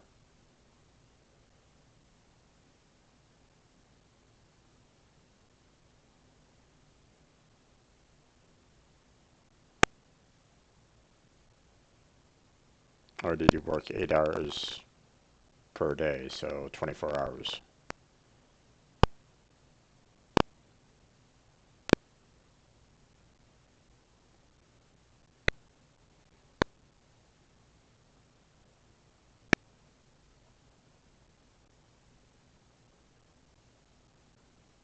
Well, I don't know what the ratio would be for out in London anyway. For I'm putting my own concepts of what you can earn on a job here in the States for it. So, um, like for example, here in the States, I think it's 7.25 is the minimum wage.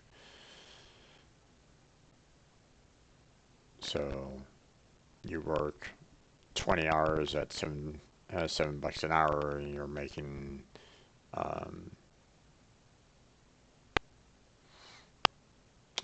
you're making 1,400 for the week. Or no, what am I doing? Silly me. $7 an hour, 20 hours. That's 140. What am I saying? So, but typically programmers um, here in the States get paid about 20 bucks or more an hour, depending on the job that you do. Typically, average. So actually, probably a good. It's actually probably more than that average. But if you're like getting 20 bucks an hour for 20 hours, you'd be getting about 400 bucks, every week. So, oh, I don't know what the ratio is for pounds to dollars, but we can look that up real quick. Um,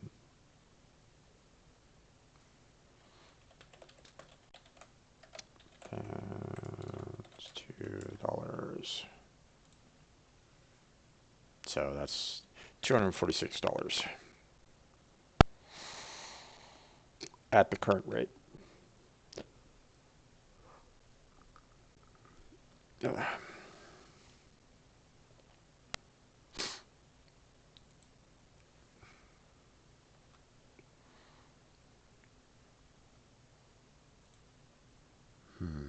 Let's see.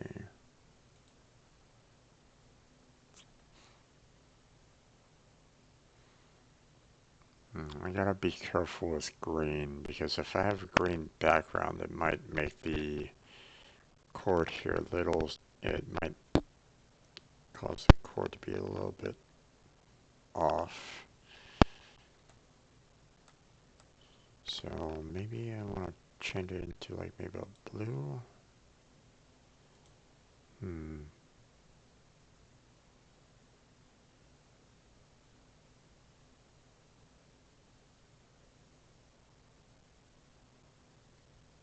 Is that good or bad for a program at 16? Again, I don't know what the average rate for a programmer makes out in England. So I also don't know, um, where uh,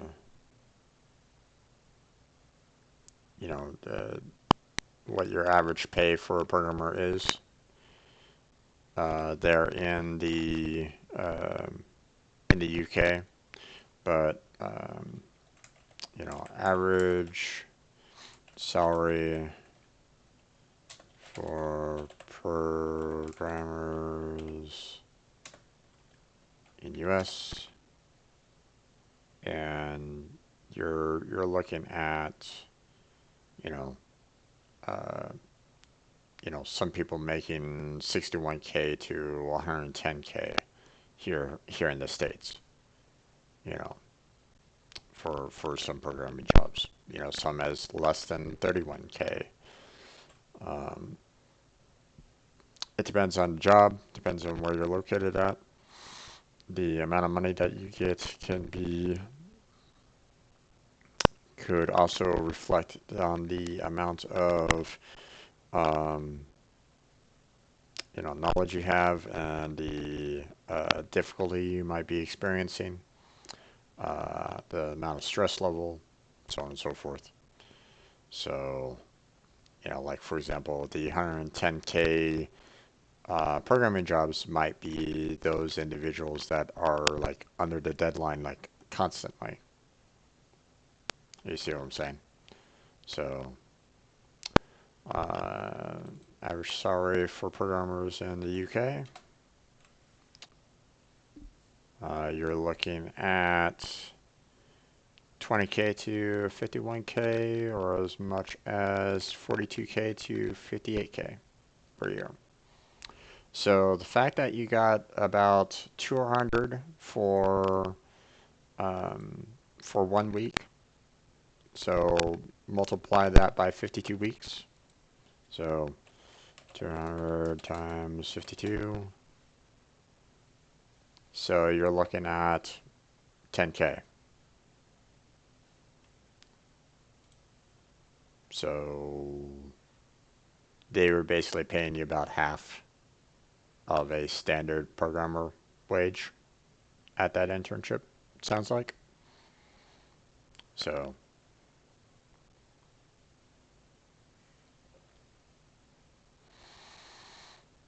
but I mean, it was an internship, so um, you weren't coming in with a degree or anything along those lines, so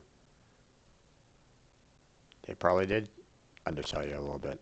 That's one of the reasons why, if you ever do kind of go for a job, always kind of um,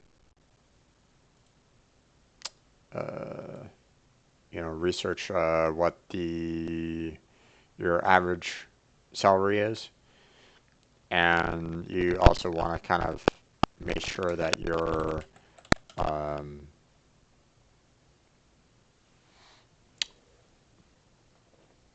you're kind of being paid um, appropriately. Now, if we went with, say, entry level programmers, then entry level computer programmer expected an average total compensation, including tips, bonuses, overtime pay of around 30K, based off of 8 salaries on this. So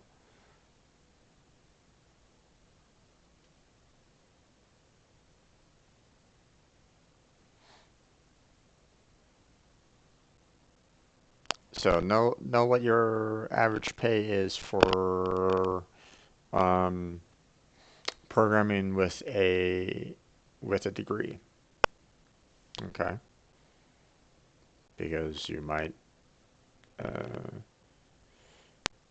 they might be underselling you a little bit. Now, you know, being a brand new programmer without any kind of degree, internship style of programming, yeah, the amount of money that you probably made was probably about right. Okay. They weren't paying you as much because they were probably expecting you or they were probably factoring in the fact that they were also training you at the same time. So training costs tends to be fairly high for some companies. So yeah.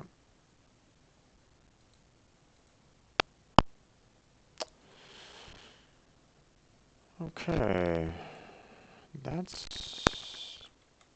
that's looking like an interesting weapon there. So what I'm going to do is I'm going to go ahead and group this together. And now we have our our ghost weapon.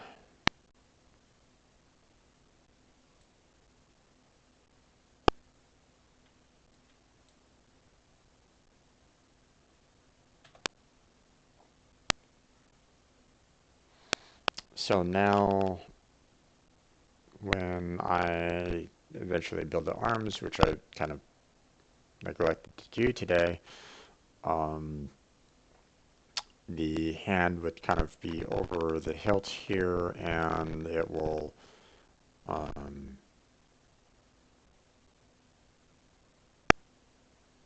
let's see, let me make a copy of this here real quick because I'm kind of concerned about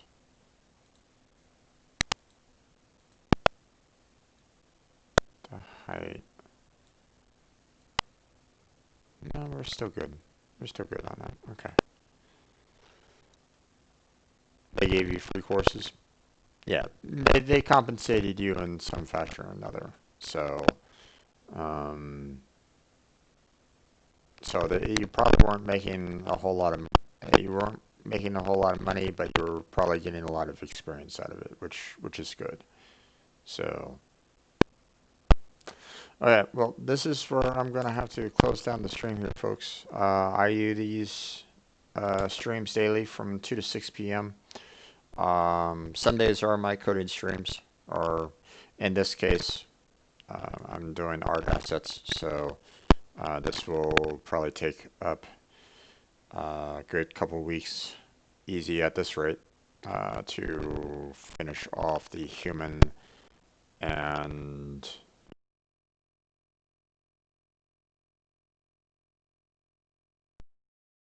so um, just want to let you know that all these streams that I do are eventually uploaded to my YouTube channel, so feel free to check that out. Got a link down below on my Twitch channel to my YouTube channel.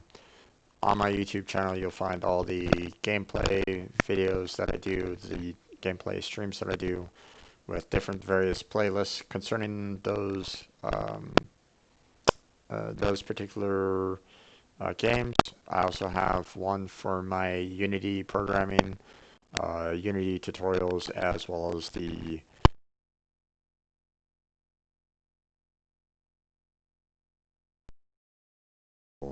we'll continue working on that come next week. Uh, we will then um,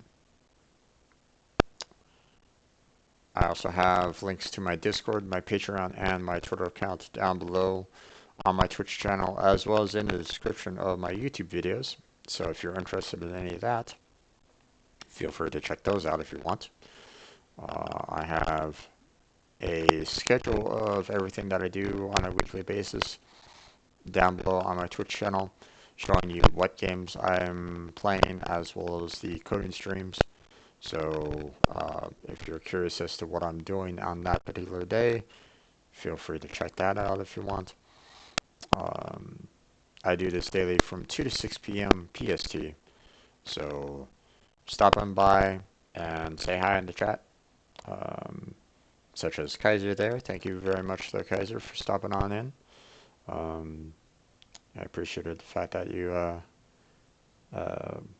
kind of stuck with me through the stream, and hopefully I provided you with enough information for you to kind of chew on and get a little bit more out of. So take what I told you and build off of it. Um, we're going to be continuing the Warframe gameplay tomorrow and Tuesday. So if you're interested in Warframe, feel free to stop on by tomorrow's stream. We'll also have the uh, my Wednesday Warships, or where I play World of Warships on Wednesday. So feel free to check that out if you like. But this is where we're going to go ahead and close out for tonight. So thank you very much for watching. Appreciate it. Hopefully I'll catch you next time. But until then, take care of the strangers. Have a good night. Stay healthy. Stay safe. And I'll catch you strangers next time.